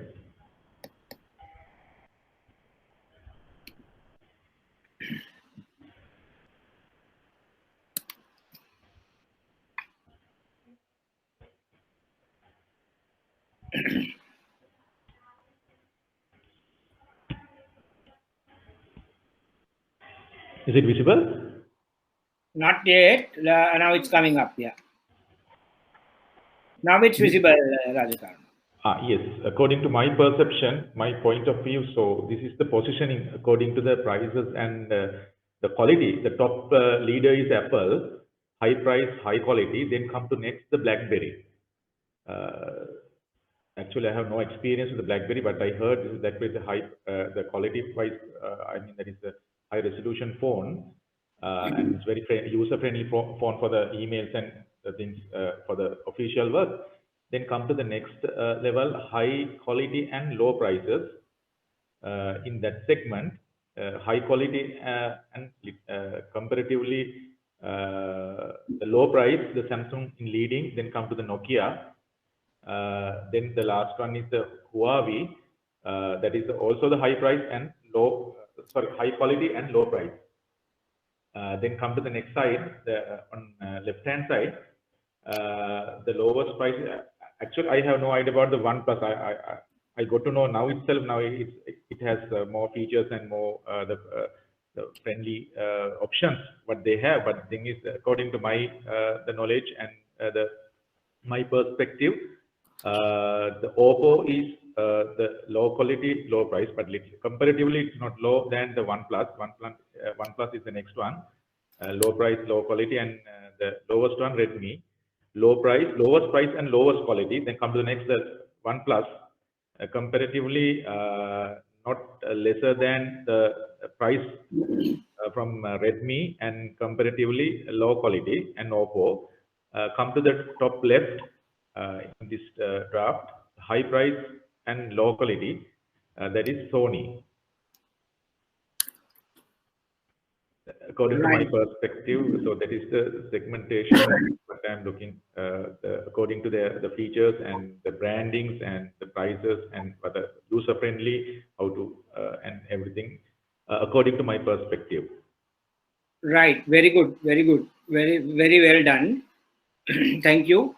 So you can unshare your screen. Let's see how it will look now after your analysis. So now we have something like this. So Rajakarna's one I put in magenta, right? Nokia here, Redmi here, right? So more or less other ones were same. How Oppo you have taken it up here, close to Huawei. Anike venasak tibbe naha. Right. So that's how Rajakarna is looking at. So you have Ruchika. Ruchika, you are there? Yeah, I am here, Mr. Vadia. Good morning to you. Can I share my screen? Yeah, you can. Okay. Let me unshare. Now you can.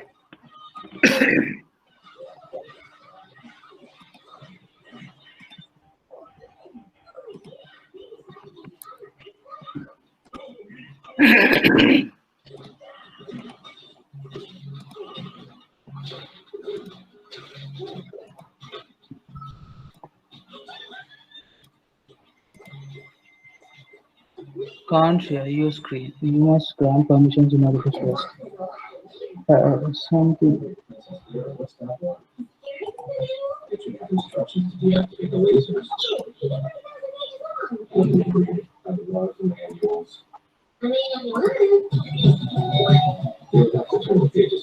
Something wrong. It says I can't share my screen. All right. You must grant permission. You can share the window also, ne? Yeah. It says I can't share my screen. I'll share my views according to my positioning map. So it says under this high price and high quality, I have positioned Apple as the highest, under high price and high quality category. So you are agreeable with this positioning, right? Yes, definitely. Mm-hmm. And when you take Samsung and Sony, so both brands are positioned under the same, same level. Okay. Samsung and Sony, and BlackBerry is little bit, low level under Samsung. So it comes under the high price, high quality, below Samsung, is it? Below Samsung, BlackBerry, yes, it will be positioned below Samsung and Sony. But in this quadrant, right? Yes, within that quadrant, high price and high quality quadrant. Right, okay. And when you take Huawei, Nokia, OnePlus, and Oppo, so Samsung is also coming under this quadrant, because when you take Samsung, there are different models under Samsung. So as the previous colleagues mentioned, there are different brands under Samsung. So it goes to the upper class, and also it comes to the high quality and low price bands as well, because their price. All right, okay. Then Samsung goes goes to the upper quadrant, and so when you take the high quality and low price quadrant, Huawei and Oppo is in the top. Give me a second. Yeah. So BlackBerry, So BlackBerry, Samsung, and Sony. You have to change something. Yeah, Samsung will keep under that quadrant. Okay. And so when it comes to the other quadrant, high quality and low price, so we'll take the Huawei. Huawei, yes, as the first brand, and under high quality and low. Right? Sorry? What you're saying is to take this to the top like this? Yes, Huawei goes to the top. Yes. Right, okay. And then Oppo. Oppo is the second under that quadrant, and also should come to that quadrant, right? Yes, that quadrant under Huawei, below Huawei. Below Huawei. Yes, high quality and low price. All right, okay. Somewhere down here. Yes. Right. And Nokia comes below that. Nokia will be positioned below Oppo. Right, like here, right? Yes. And Redmi and OnePlus will be positioned thereafter. Redmi and OnePlus also here. Yes.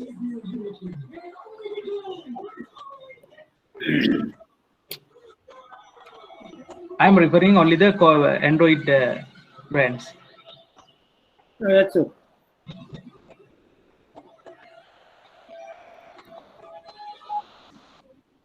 And that means below Mehariel. Yes. OnePlus and Redmi. Yeah. Okay. And there are some brands like Greentel and Etel. So they are Chinese brands. So they will be positioned under low quality and low price. I think we didn't mention those brands early and in our example. So I have picked up. Yeah, we samples under low quality and low price. Yes, low quality and low price quadrant. Yes, this side. Right. Any other changes to what we have discussed in the question? No, under that high price and low quality category, I have mentioned some Chinese brands, but other than that, there is no difference, Mr. Bhati. Very good. Thank you. Thank you, Ruchika, for your analysis. Anyone You're we have welcome. missed? Anyone we have missed? Is everybody participated or anyone we have missed? If you are logged in later, maybe I have missed you. Dilshani, you are logged in, right? Dilshani, you are there? Yes, sir. Where are you done? So can I share my screen? You can. Let me unshare mine.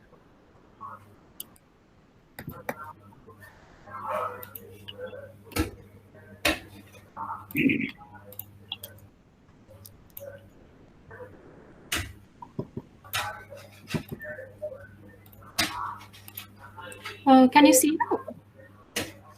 Still not. Let's see.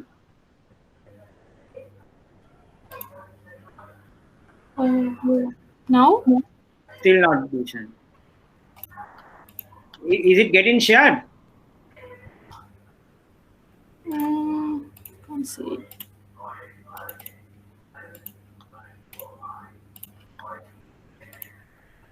Now can you see it? Yeah. Now it's possible. Take a minute. Right now it's done. Okay, so this is how I position the mobile phone brands.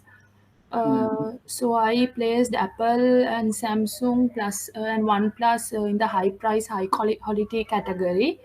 Apple and Samsung is pretty much going close going close because they are the main competitors in the market right now.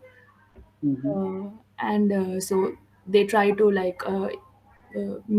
they introduce phones that are very similar in features to each other, but I think Samsung is little bit less quality than Apple. And then again, OnePlus is also somewhat close to these brands because OnePlus is a mobile phone brand that is trying to come up to the Apple category.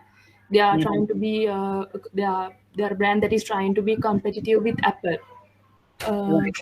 And then Sony is also that also has a high price according to my view, but the quality is much lower than Apple and Samsung and OnePlus. And then when I look at Oppo is also a quality.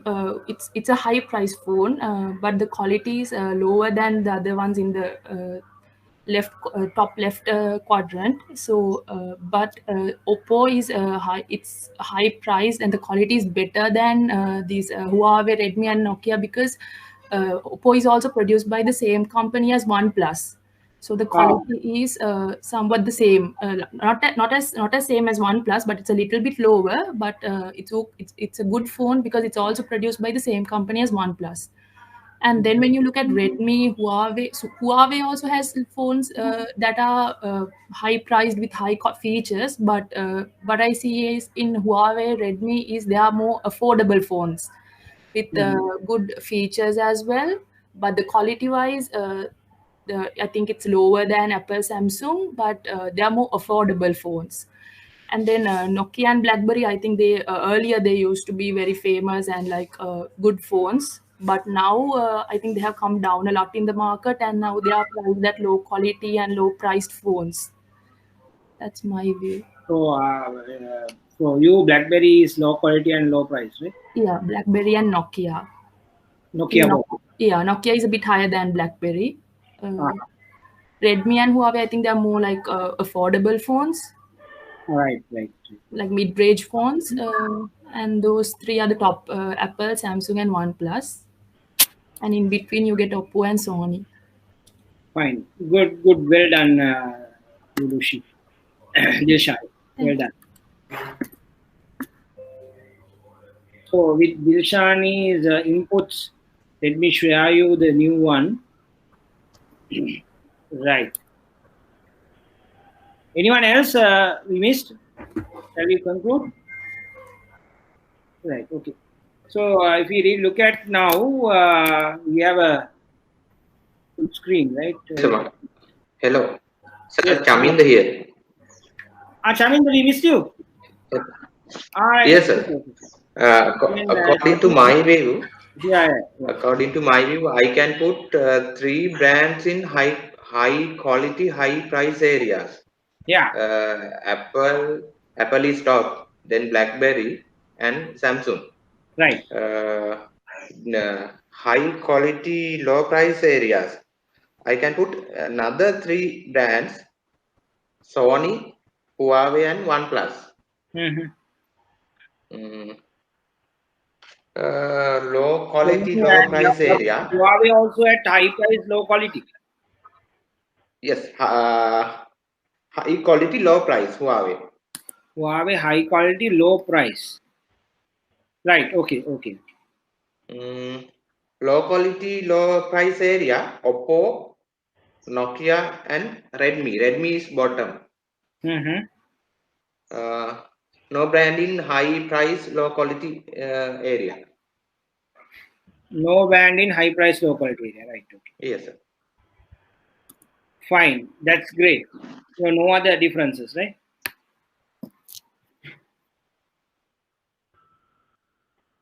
Fine. Thank you, Chaminder. So I think we have a particular drawing now. So if we really look at it, I would say there is an undisputed positioning for Apple. Undisputed, because almost all of you were saying that Apple is this, right? And there was no argument or any other views, right? So see how Apple has positioned themselves across the board. They have positioned themselves as the high quality, high price product. So it's a very clear, distinctive position, right? So if you really look at Samsung, Samsung, you find Samsung here as well as high price, high quality, and here also high quality, low price. But you don't find Samsung in low quality area at all, right? You don't find Samsung in low quality area at all.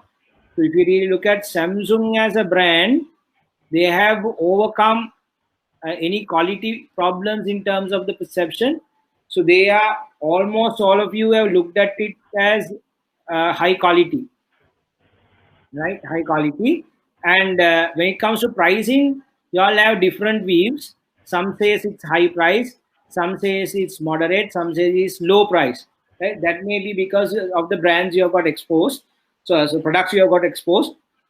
But here we can say Samsung has won the battle to position themselves as a high quality brand, right? But the pricing, some say it high, some says it low. Now there is a problem in that, so they have to establish themselves there, because when you see high quality, high price, the tendency for you to go it is less.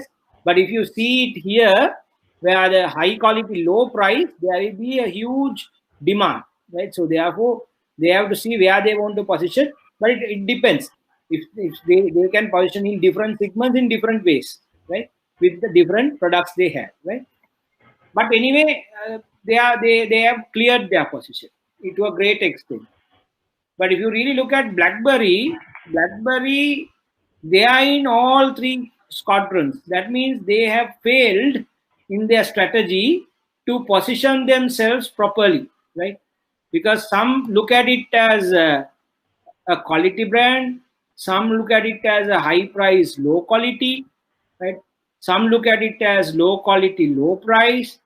So therefore, they have failed to establish themselves, and majority perceive it as low quality. But although few have looked at it as high quality, right? So you can see their positioning is not very clear in the market, right? Not very clear.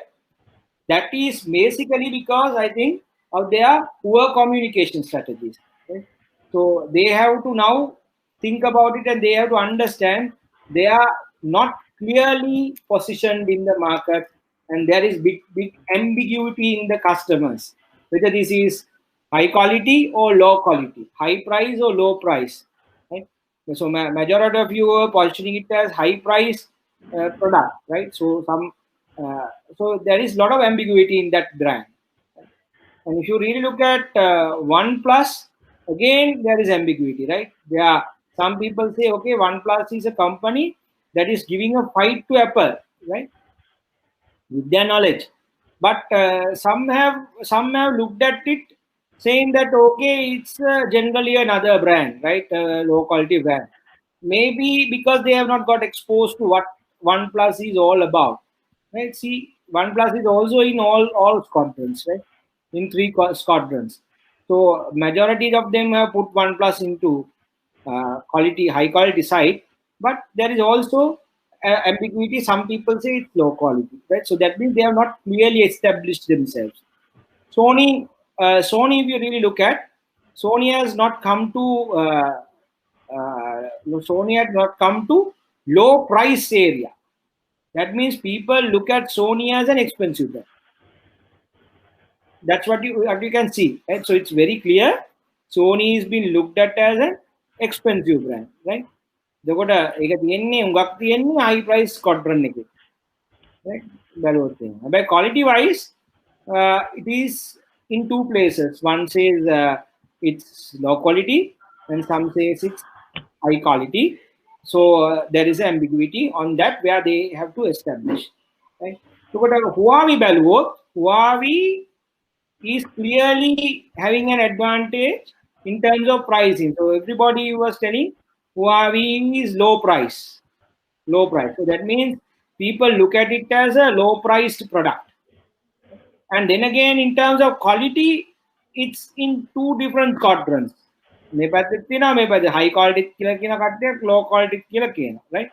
So there is a little bit of ambiguity in terms of quality, but clearly they are low price. Clearly low price. Nobody says it's high price, right?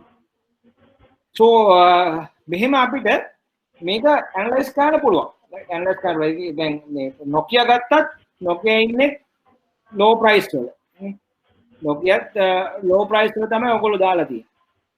ඔයගොල්ලෝ උඩට ගෙනිහිල්ලා නැහැ. හරි. හැබැයි quality wise some say it's high quality, some say it's low quality. Then මේක බලපුවම we can think of our strategies, right? So Apple has to continue their strategy. High price, high quality, there is a premium brand. So they are they have promotion campaigns, they are word of mouth created, and then the PR campaigns, advertising was very effective in positioning it there. Right now, Samsung has to work on to see where they will position their products, but they were very successful in positioning them as high quality. But pricing in different segments, they have to see how to differentiate. Right now, BlackBerry has a problem. Some see it as low quality, some see it as high quality, right? And some see it as high price, some see it as low quality, low price. So they are in all areas.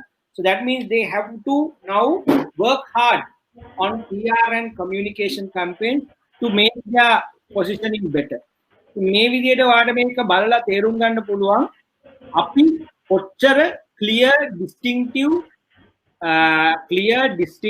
position එකක් enjoy කරලා තියනවාද, clear distinctive desirable position එකක් enjoy කරලා තියනවාද as against our competitors, right?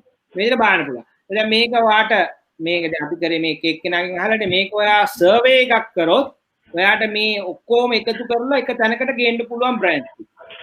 මේක මෙතන කියලා clearly කියන්න පුළුවන්. එතකොට අපි බලනවා okay, if you are in high quality, if you are in high price low quality area, this is a no go area. මේක ඇවිල්ලා no go area එකක් නේ. Now none of you, myself or you, will like products here. But none of you like to take a product by paying a higher price, low quality product. That means you are in great trouble. You are going to have a huge issue, right? You are not going to go anywhere, right? Then how can we take from this high price, low quality, at least here? Low quality, low price, sometimes you will sell, right? Because if you really look at low income earners, they are okay. They will go for low quality, low price. But none of you will go for low quality, high price. මෙතන segment එකක් ඉන්න. right? Top වලට ගියාම low income levels වලට ගියාම මෙතන segment එකක් තියෙනවා. Right? And even if you look at airline, the budget airlines comes here, low quality, low price, right? There is a segment. එතකොට මේකට ගියා නම් ඒත් කමක් නැහැ. එතකොට ඔයා ඉන්නේ මෙතන නම් high quality, low price නම් this is a very desirable segment. There will be a lot of people coming to you because they look at it as more value for low price. More value for low price කියන්නේ ගොඩක් මිනිස්සු මෙතනට එනවා. Right? So they will really like to buy one of your products when they have mediocre income. ඔයා මෙතන ඉන්නවා නම් this is where the top end people will come. So they will come and in search of you, and they will when they have money they will spend and buy your one, and they will find buying your product is a goal in their life. For example, for some people buying an Apple phone is one of their dreams, right? So they somehow wanted to go there, right? So it's their dream. So you can come to this place and make that your product is the dream product of everyone. That is also possible. හරි. ඒතකොට මේ විදියට ඔයා මේ ඉන්න එකෙන් ඕන තැනකට යන්න පුළුවන්. ඔයා ඉන්නවනම් low quality low price, සමහරක් විට ඔයාට shift කරන්න පුළුවන් high quality low price වලට. Then මෙතනට වඩා ඔයාට advantage එකක් තියෙනවා. So you can take lot of decisions like that, right? මේ decisions එකක්වත් මේ I'm not telling මේ එකක්වත් ගන්න බෑ context එක බලන්න නැතුව. So based on the segments you are going, sometimes you may have different product categories. තමන්ගේ target market එකට අනුව තමයි කොහෙද position වෙන්නේ කියලා තීරණය ගන්න ඕනේ. ඔයාගේ target market එක low end එක නම් ඔයා මෙතන හිටියට කමක් නැහැ. ඔයාගේ target market එක high net worth clients නම් ඔයා මෙතන ඉන්න ඕනේ. එහෙම වෙන්න පුළුවන්. ඔයාගේ target market එක සාමාන්‍ය middle income rational customers නම් ඔයා මෙතන හිටියට කමක් නැහැ. Then they will think මගේ වේදම් කරන ගානට logically හොඳ value එකක් තියෙනවා. ඒ වගේ based on the segments, target markets, you can position in the mind. ඒකට දැන් ඔයාලට පේනවා මේක variable දෙකක් දාලා අපි බැලුවේ position වෙන්නේ කොහොමද කියලා. And you see there are lot of differences, right? අපි කවුරුත් එකම විදියට බැලුවේ නෑ මේ brands දිහා. ඒතකොට ඒවා ඊට පස්සේ ඔයාලට අහන්න පුළුවන් you ask from yourself, how did you arrive at that decision to put a brand in one of the quadrants, right? In one of the quadrants. කොහොමද දැම්මේ? ඒතකොට ඔයාලට මතක් වෙයි මම මේක දැම්මේ මම මෙහෙම දෙයක් අහපු නිසා. කොහෙන්ද ඇහුවේ? in a PR article එකකදී කියෙව්වද? එහෙම නැත්නම් competitor කෙනෙක් ඒක downgrade කරපු එකක් ඔයාලට ඇවිල්ලා තිබ්බද? එහෙම නැත්නම් ඔයා blog එකකදී එහෙම නැත්නම් social media වලදී ඔයා දැක්කද? යාළුවෝ කිව්වද? family එක කිව්වද? ඔයාගේ experience එකක් තියෙනවද පරණ? හොඳම යාළුවෙක්ගේ experience එකක් ඔයා දැක්කද? එහෙම නැත්නම් ඔයා advertisements වලට මේ expose වුණාද? කොහොමද ඔයා ඒක දැම්මේ? ඒක හිතද්දී ඔයාලට තේරෙනවා how you create perception skill. So therefore now we did it for a phone. This is common for banks as well, right? Banks as well. If it is a closed forum, not a public online lecture, I would have done some bank brands. So you will see where the brand, where your brand is positioned, where your savings brand is positioned, where your credit card brand is positioned. You can see, and then you can strategize. මෙතනම ඉන්නවද? මෙතනින් වෙන එකකට යනවා, right? Right. Okay. So now I think you are very clear about position mapping. Right. Now let's go to positioning variables. කොහොමද අපි විවිධ ක්‍රම වලට position කරන්නේ? What are the variables that we can think of positioning? So you can talk about 5 variables: benefit positioning, product category leader, against the competitor, unique selling proposition, quality price proposition, right? එතකොට ඔන්න ඔයාලට කීපයක්ම තියෙනවා position කරන්න පුළුවන් විදි. Let's look at first one. First one is benefit positioning. Benefit positioning. Right. This is closely connected to the features and attributes of the product. This will enable the customer to associate a product which is in line with customers' expectations and benefit source. The benefit can be either emotional or functional, emotional values are difficult to occupy than difficult to copy than functional value. So monada udaharana. Udaharanakaita mortine coil. So they say 12 hours you can use it. 12 hours you can use it. Kila api kiyenawa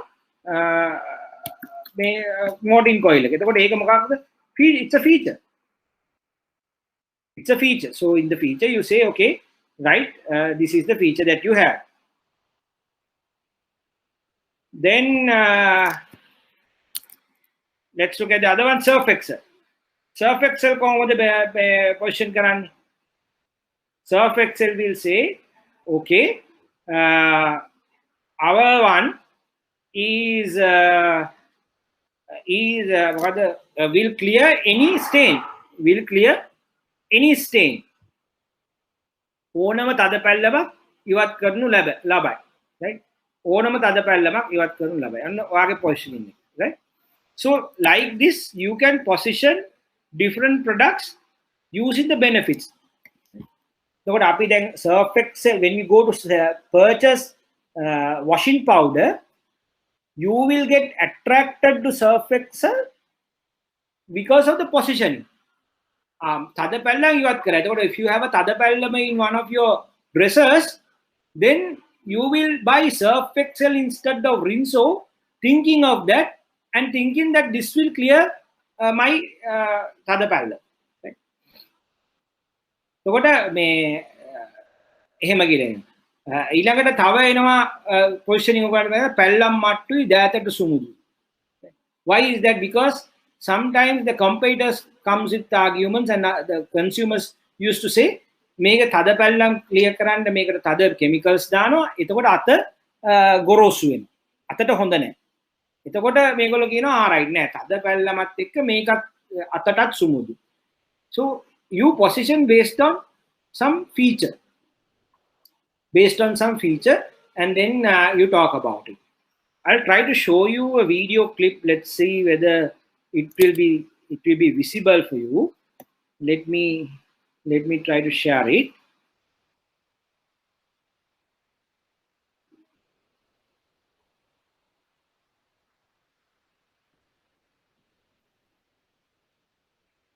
You have to give me a feedback whether you will see or not, huh?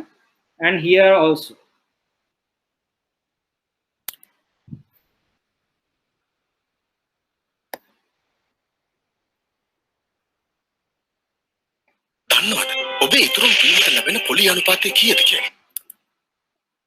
Were you able to see it and listen also? Yes, sir, we can see and listen. Yes. You can see and listen. Hari, okay, then I'll play it.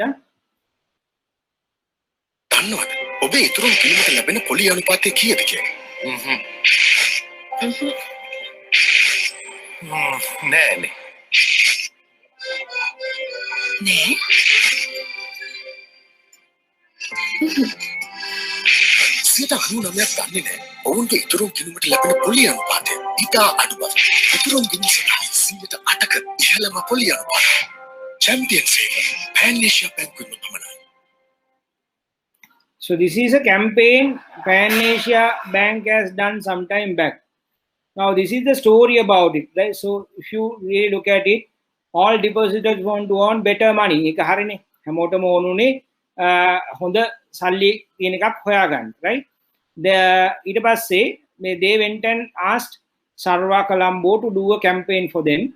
So by looking at the feedback,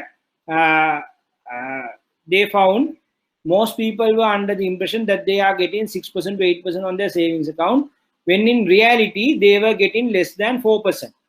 And මිනිස්සුන්ට හරි අවබෝධයක් නැහැ ඒගොල්ලන්ට හම්බෙන්නේ ඇත්තටම හම්බෙන්නේ interest එක කීයද කියලා, right? And everyone wanted the higher interest, but the majority were unaware of the low interest they were getting. මොකද්ද මේ කියන්නේ මේගොල්ලන්ගේ research findings වලින් පෙවුණා හැමෝටම ඕනේ higher interest එකක්, but බහුතරයක් අය තමන්ට ලැබෙන interest එක ගැන දැනන් හිටියේ නැහැ. එතකොට what this company did is they used this insight, මේ research finding එක භාවිතා කරලා they did a campaign to feature customers saying that they were unaware of the interest they are getting on their savings account, right? So this actually made people to look at what is the interest that they are getting for their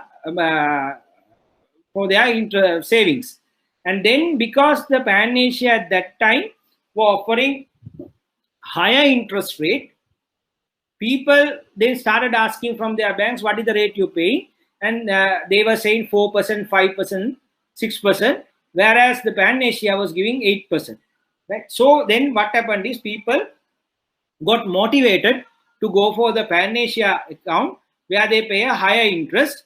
So according to them, the campaign resulted in Pan Asia Bank doubling its savings base within a year. So within a year, Pan Asia Bank was able to double the savings base, right? So interest is a feature.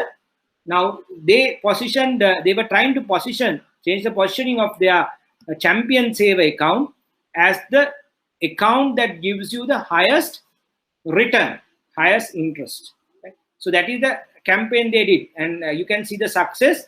Within 1 year, they have doubled their basically rate, right? So there are other campaigns also. Let's look at some of the other ones. Union Assurance, Soft Logic Finance. Let's see Soft Logic Finance tool.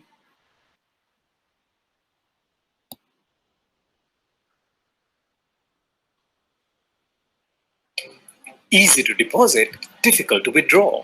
This was the common perception amongst customers about fixed deposits.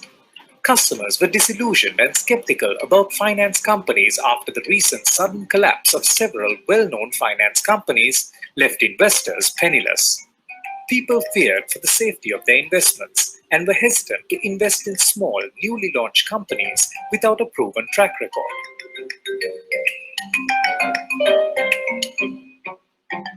With the ceiling on high interest rates, the banning of gift promotions that previously attracted customers, and 58 finance companies throughout Sri Lanka all competing for the same customer base, Soft Logic Finance was finding it difficult to battle established giants in the industry and attract investors due to their lower brand equity.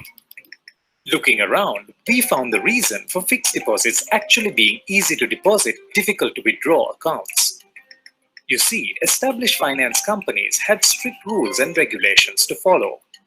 They were also set in their ways and often used red tape, difficulties, and delays as a means of discouraging customers from withdrawing money. We also found that most customers were resigned to these difficulties, believing red tape, delays, and hassle to be the price they had to pay for enjoying a few % more on their investments than conventional savings accounts. Soft Logic Finance, on the other hand, was younger, faster, flexible, and more dynamic. Their systems were not set in stone. And thanks to their parent company, the Soft Logic Group, they always had a steady reserve of cash in hand to honor withdrawals. Customers could, in fact, just walk in and withdraw their money instantly. Now, we needed a way to get our message across. And we chose public transportation. It's a well-known fact that public transport in Sri Lanka is often overcrowded. Not everyone can find a seat. So as a courtesy, total strangers would often hold the bags of fellow passengers till they reach their destination. But what would happen if you couldn't get your bag back?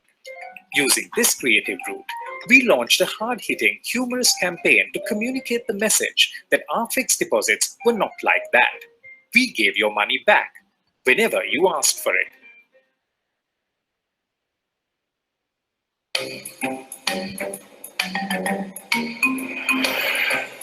Sir. Hey, mama ඉස්සරහින් බහිනවා. හොඳයිනේ. මගේ bag එක. Bag? දැම්ම bag එක. 11:30. මේක මගේ. ඔයාගේ තමයි. ඒත් තව හොල් ටික තුනක් ගිහිල්ලා දෙන්නම්. ඔබේ සල්ලි ඔබට අවශ්‍ය වෙලාවට ගන්න නම් එන්න Soft Logic Finance එකට. Soft Logic Finance. ඕනේ වෙලාවක සල්ලි දාලා අවශ්‍ය වෙලාවක ගන්න. There's Aveli. Excuse me, could I have my car? Of course. I'll have it brought around tomorrow, sir. But we need to go now. Oh, I see. Would 2 hours time be fine? No, I need it now. Is this what you go through when you need to withdraw your fixed deposit? Switch to SoftLogic Finance and experience the luxury of withdrawing your deposit anytime you need. SoftLogic Finance. Your convenience is our priority. Our humorous take and obvious USP appeal to customers, making the campaign an instant hit. Fixed deposit registrations started flowing in, and SoftLogic fixed deposits became known as one of the few transparent, easy to deposit, easy to withdraw accounts around. SoftLogic Finance.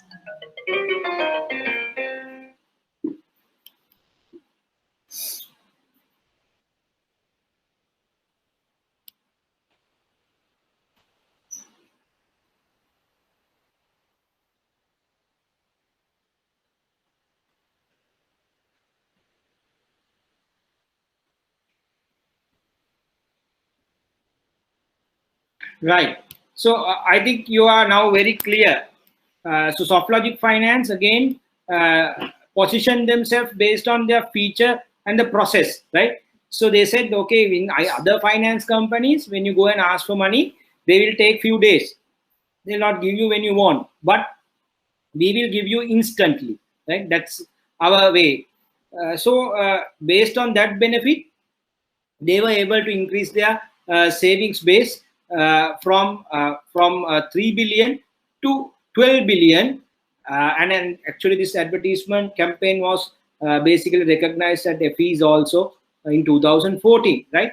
So you can see how you can change the positioning based on your processors, product features, so on and so forth, right? So the next one, that is benefit positioning. So the next one, for example, I'm looking at the Surf Excel, which we were talking to you earlier. Now, earlier they said we will remove any strain. Then they changed the positioning, saying gentle on hands, tough on stains. Earlier one was we'll remove any stain, right? So then people thought ගොරෝසු කරනවා හැම යනවා right මේ සැර වැඩි මේ වගේ ප්‍රශ්න තිබ්බා so they changed the position they said gentle on hands tough on stains that at sumudui pallam matui so this actually changed the whole product positioning and made people buy Surf Excel again thinking that there is no impact to their hand.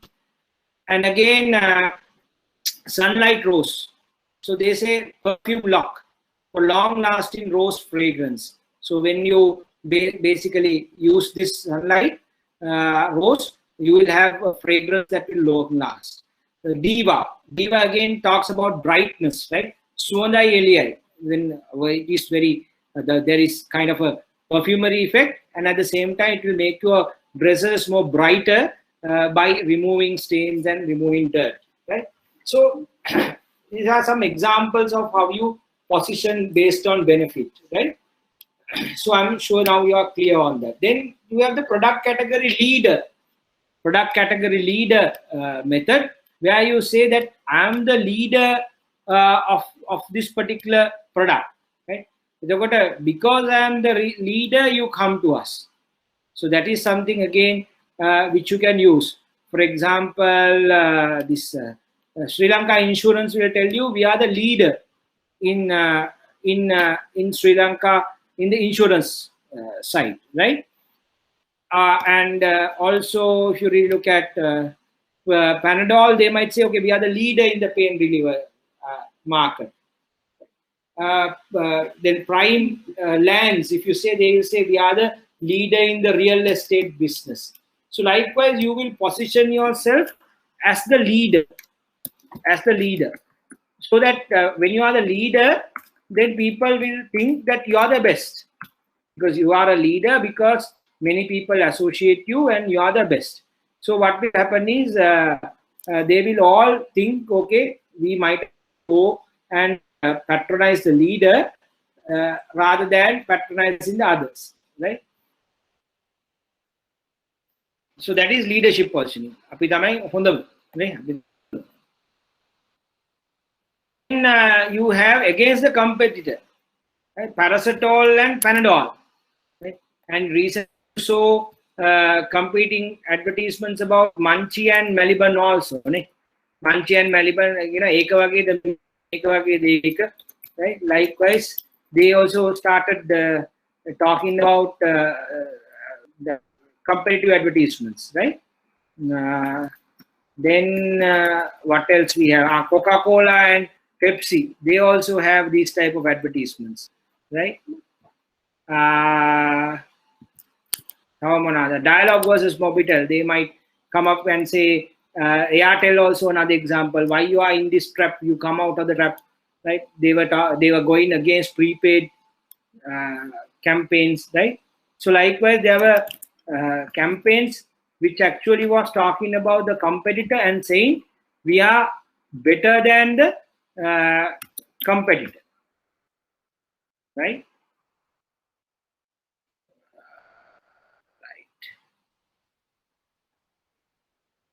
I was just thinking whether I can show it to you, the recent advertisement by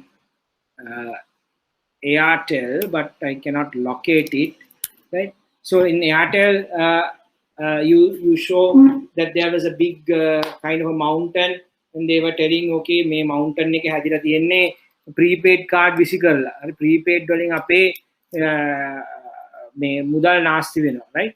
And they were telling, okay, come to us for more flexible plans. නේ. ඒ විදිහට they came up with a different campaign. For තව campaign එකක් මට මතකයි හරි ලස්සන එකක් ආවා මේ to why you can't change. They were asking to change your product, your mobile connection, and they were saying, okay,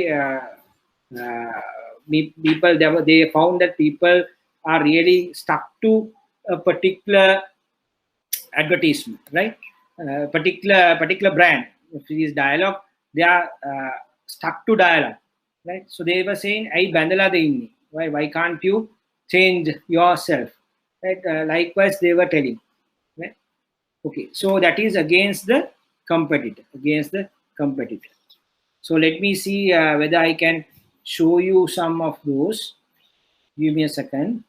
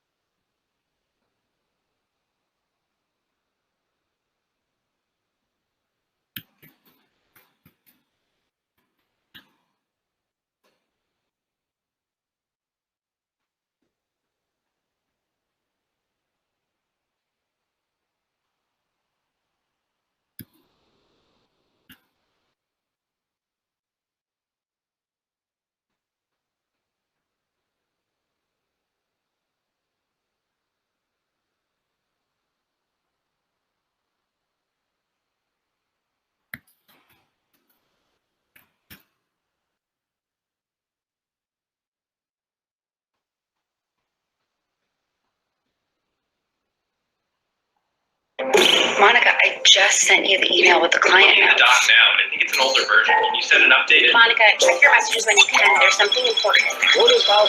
Okay.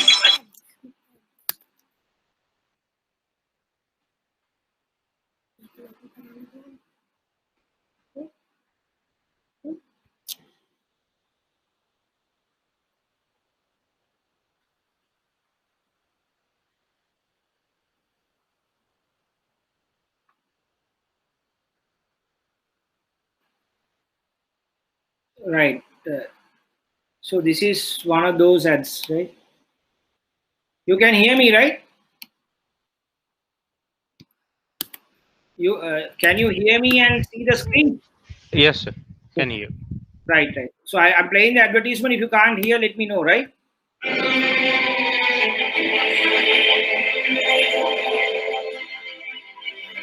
කාගෙද මේ සල්ලි කන්න? අපි අවුරුදු ගාණක් විසි කරන සල්ලි. අපි දන්නවද? ලංකාවේ රීලෝඩ් කාඩ් කීයක් ගන්නවද කියලා? කාඩ් ලක්ෂ 30ක් විතර. දවසකට. මේක තමයි. අපි අහුවෙච්ච රීලෝඩ් උගුල. අපි මේ උගුලට අහුණා ඇති. ගැලවෙන්නේ කොහමද? Freedom! එකම එක කාඩ් එකකින් මාසෙට data talk time.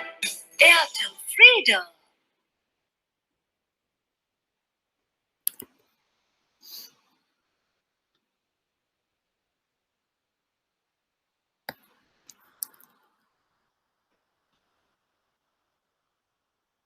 So that is again, as you can see, they were actually comparing their freedom package with the reload offers by competitors. Because if you really look at Dialog as the leader, and also other companies like the Mobitel, they have a lot of prepaid packages being sold, and those prepaid packages, prepaid market is a very lucrative market. They are really doing well, and they are earning a lot of money out of it, right? And then what Airtel did is they came out with this freedom package, and then they wanted to tell people, hey, look, reload is a trap. Make a ugula. Don't go there and waste your money. You come to us, right? So it's a competitive positioning. Competitive positioning. Yeah, they say others are giving you reload, and our product is a competition for them, and our product is better, right? So you can always do that. And I couldn't find that Maliban ad. They used to say Maliban and Munchie ads when they both were fighting for summer posha, right? Additional summer posha, yaha posha, two things, and they were marketing summer posha and yaha posha, and they were telling, okay, ekane me meka kiyala, like they were comparing and saying ours is better than the other ones, right? So likewise, there can be positioning that you can do by looking at the product, comparing the product with competitors. Similarly, there was another campaign that I have seen with regard to the soap, right?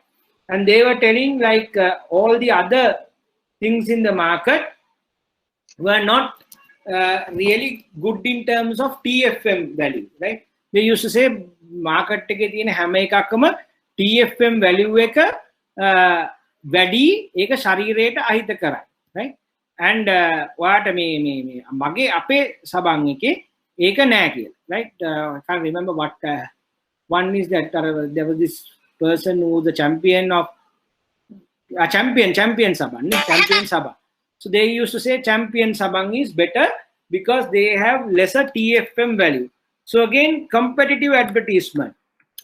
They were telling that ours is better compared to the competitor because our product is having a better feature, right? So likewise, you can compare, basically position yourself against the competitor. So I think I have some of those advertisements we can show you. So let's look at it. So that you will understand it better, right? Sri Lanka with right. Let me share the screen. Right.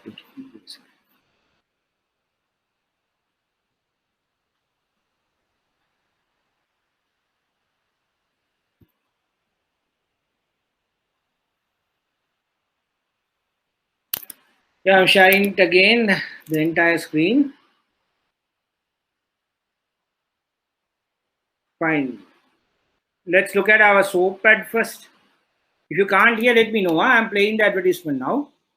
ශ්‍රී ලංකාවේ ප්‍රමිතියට අනුව ඇඟගල් වන සබන්වල අවම EFM අගය 76.5ක් විය යුතු අතර ඒවායේ කෘත්‍රිම සේදුම්කාරක අඩංගු නොවේ. කෘත්‍රිම සේදුම්කාරක අඩංගු කර නිපදවන බේතින් බාර්වල ප්‍රමිතියට අනුව එහි TFM අගය 40% දක්වා අඩු කළ හැක. චන්ඩි පැන්ඩා මිසුමි චැම්පියන් සබන්වල අවම TFM අගය 76.5ක් වන අතර ඒවායේ කෘත්‍රිම සේදුම්කාරක අඩංගු නොවේ. එබැවින් ඔබ ඇඟගල් වන සබන් මිලදී ගැනීමේදී දවටනේ සබන් ලෙස සඳහන් දැයි සහ TFM අගය කුමක්දයි අනිවාර්යයෙන්ම විමසා බලන්න.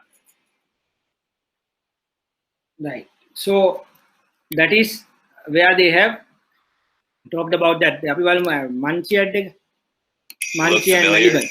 A long day of TV followed by hours of grading out. It's time to get your night back.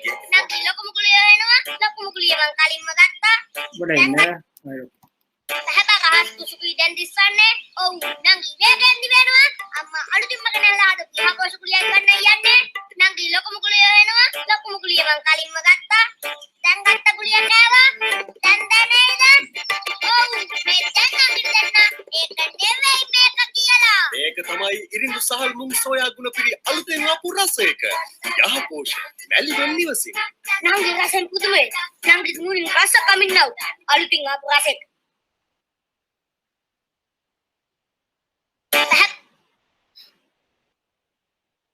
Right. So that is a comparative positioning. Whereas earlier, my advertisement again when Manchi was also promoting their product Samapos, right?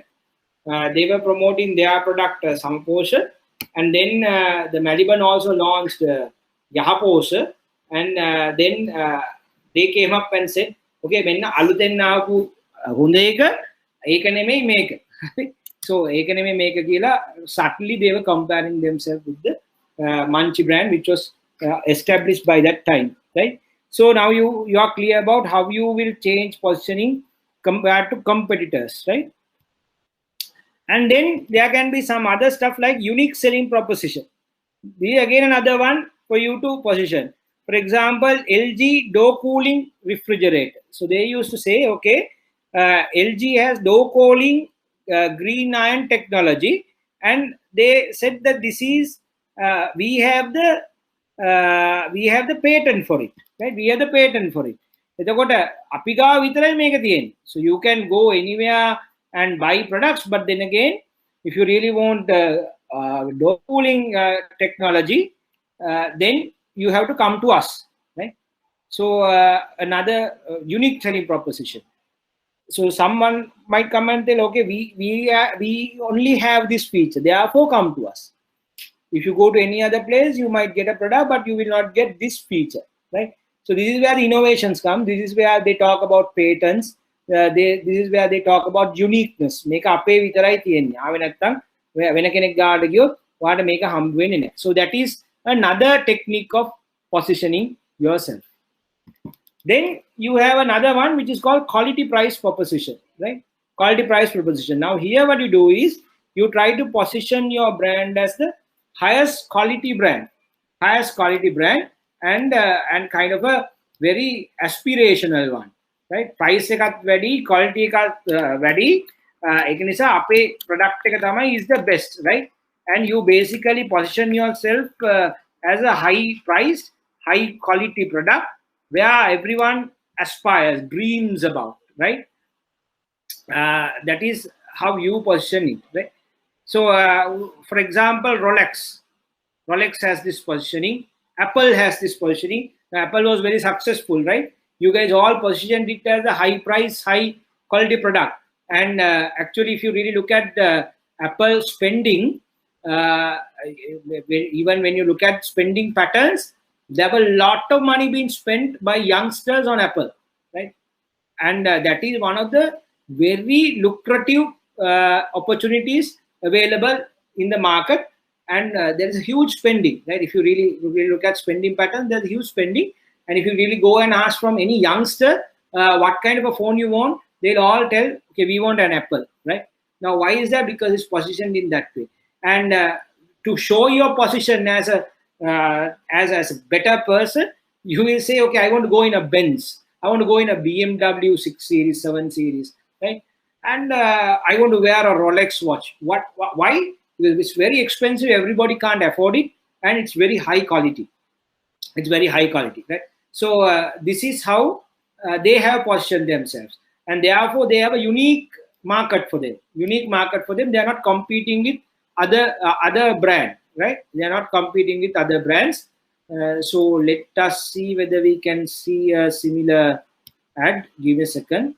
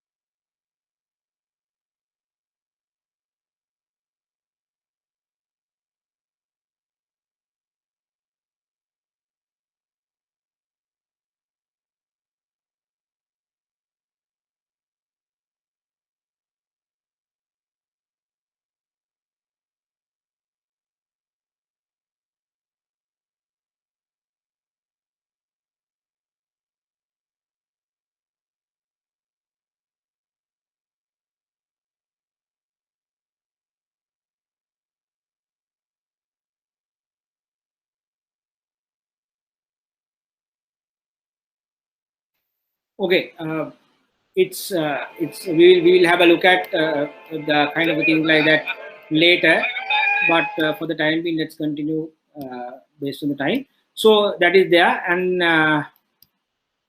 okay.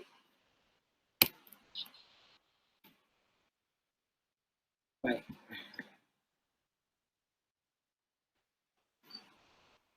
So that's the end of it. So we were talking about positioning, and I think we covered everything, right?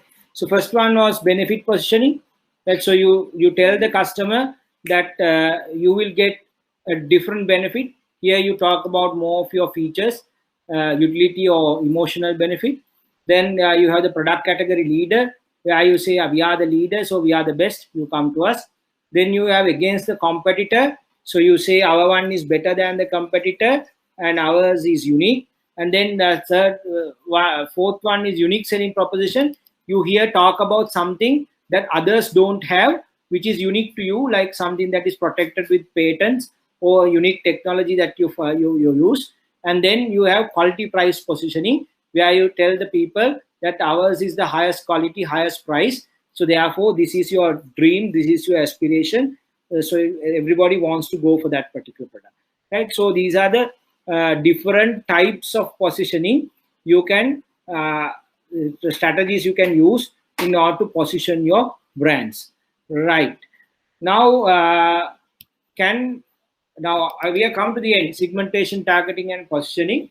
And can some of you think about a product or a brand that you have come across, and tell me an example for one of these positioning strategies.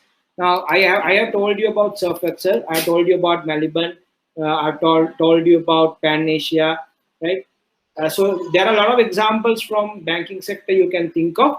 So I would like to listen to you, how you apply what you have seen in terms of positioning, especially if you can find examples from the banking sector, that could be really, really good.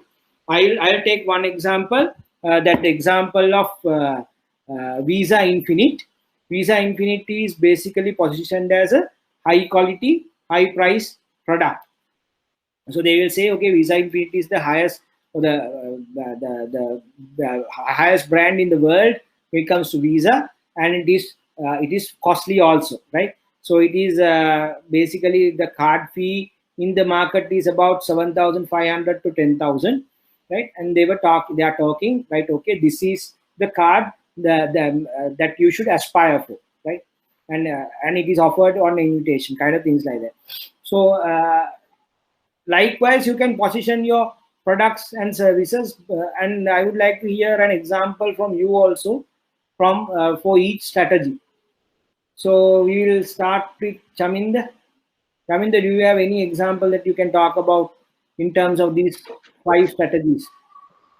Yes, sir. Benefit positioning, we have a top save account. It's same as champion save. Then product category leader.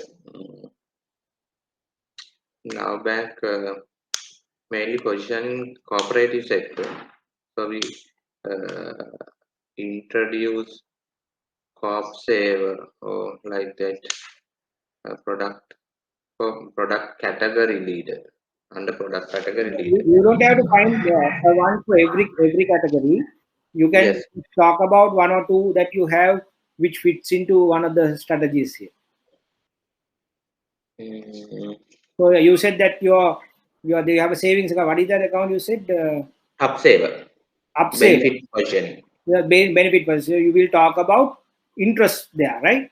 So you will talk about interest. You say, okay, interest, highest interest is our feature, right? So we are positioned as a product. When you come and save with us, you get the highest interest. There's nothing else, right? So that is how you position. For example, again, there can be another product you can position in the mind as more flexible, gives you a higher return. For example, flexi deposits. There are products where it gives you a higher rate like a fixed deposit, but you also have the flexibility to withdraw it whenever you want, right? So likewise, that is another feature. So it's also again benefit position. Likewise, you can talk 1 or 2 products you have. So Chaminda, you have already come up with 1 product. Any other product you have to talk about? Any other strategy?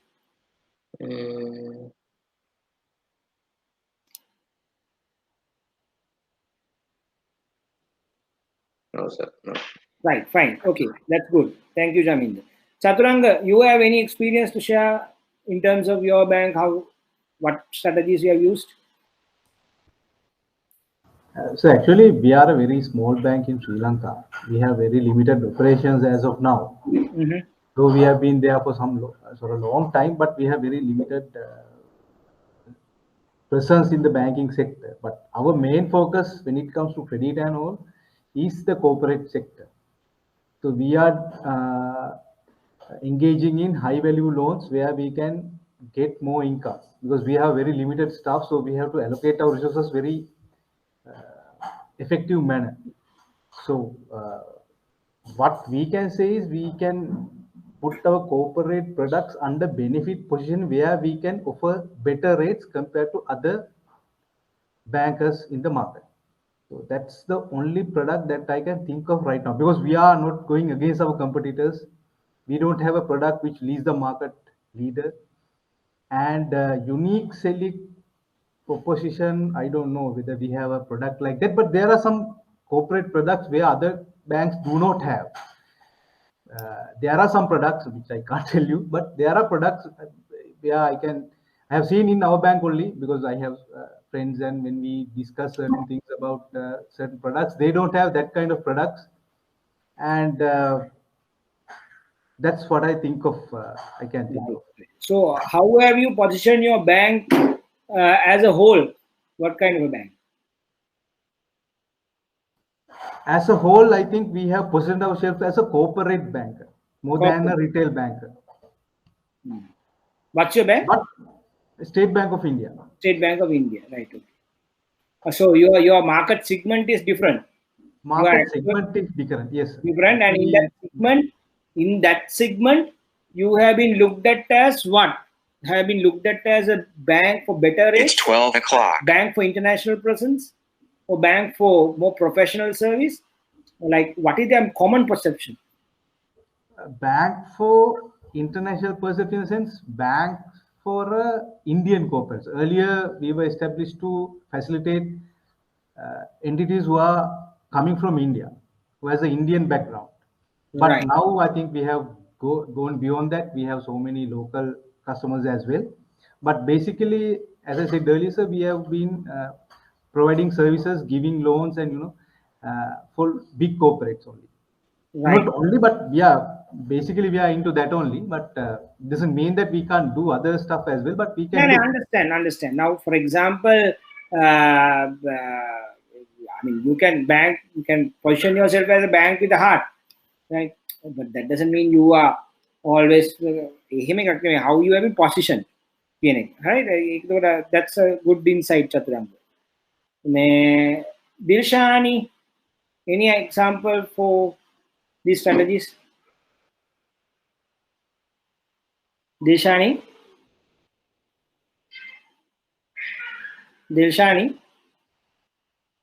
okay. Until Dilshani comes, Dilusha, any idea that you would like to share? Yeah, I will tell a general example for quality and price positioning. If you take American Express branded cards, they are identified as the most valuable and the prestigious cards. The reason is they have positioned themselves in such a way that everybody can't take an American Express credit card. So that's a quality or a price positioning strategy accepted in society.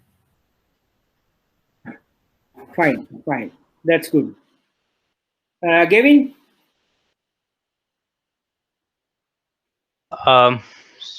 Yeah, I would also like to say something like when it comes to credit cards, so like even in HSBC, like they have this specific credit card called the Premier card, where like you had to have a certain level of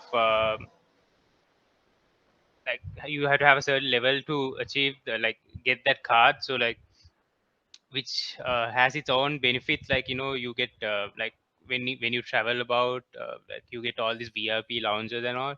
So like and when it comes to shopping, there are discounts. So it's like specific features included in that product. So I would say it comes under quality and price positioning. Right. Okay. Laksara? Yes, Mr. Bhatia. In my according to my experience, because I'm not coming from the banking area, but under the benefit positioning, I have seen because I have worked with SDB Bank for SMEs, so they have introduced many loan scheme for SME development. So recently they introduced one loan for MSME development, especially for women entrepreneurs. So it's kind of a separate branding for SMEs. So most of the SMEs are looking at getting loans without collaterals, because that's the main issue with the SMEs. So I think kind of a different positioning under that benefit. And also, if I consider about my organization, it's coming under unique selling position, because my organization is the CA Sri Lanka. They are the main governor part of the accounting in Sri Lanka. So most of the people have very trust and loyalty on that brand because of that uniqueness. That's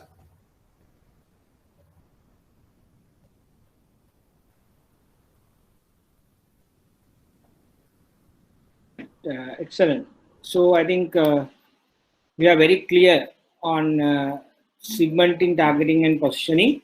So how it relates to CRM is that in the CRM we are talking about the customer, and we are talking about how to get the best out of the customer relationships. So if you do proper segmenting, targeting, and positioning, it's easy for you to capture the customers and develop a relationship with them by providing the real promise that you would give to them, and fulfilling it when it comes to the reality, right?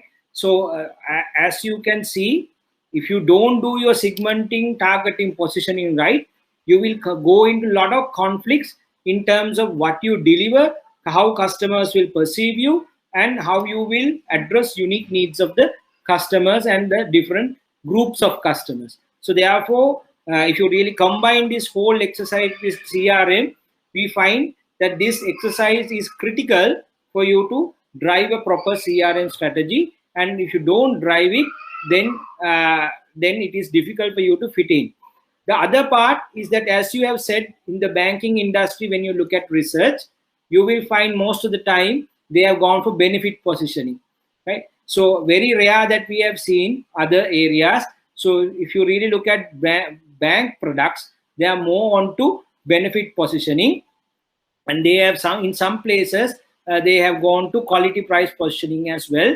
But it's very difficult to find certain brands that has been positioned in other areas. So that is something that you see in the banking industry. If you read the researchers, they are more onto benefit positioning when it comes to their products, right?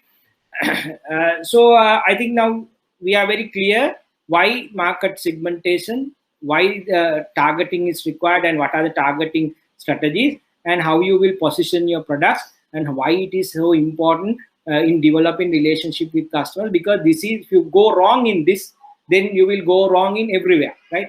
So in marketing, the key strategic decisions are segmenting, targeting, and positioning. And if this goes wrong, every other thing will go wrong.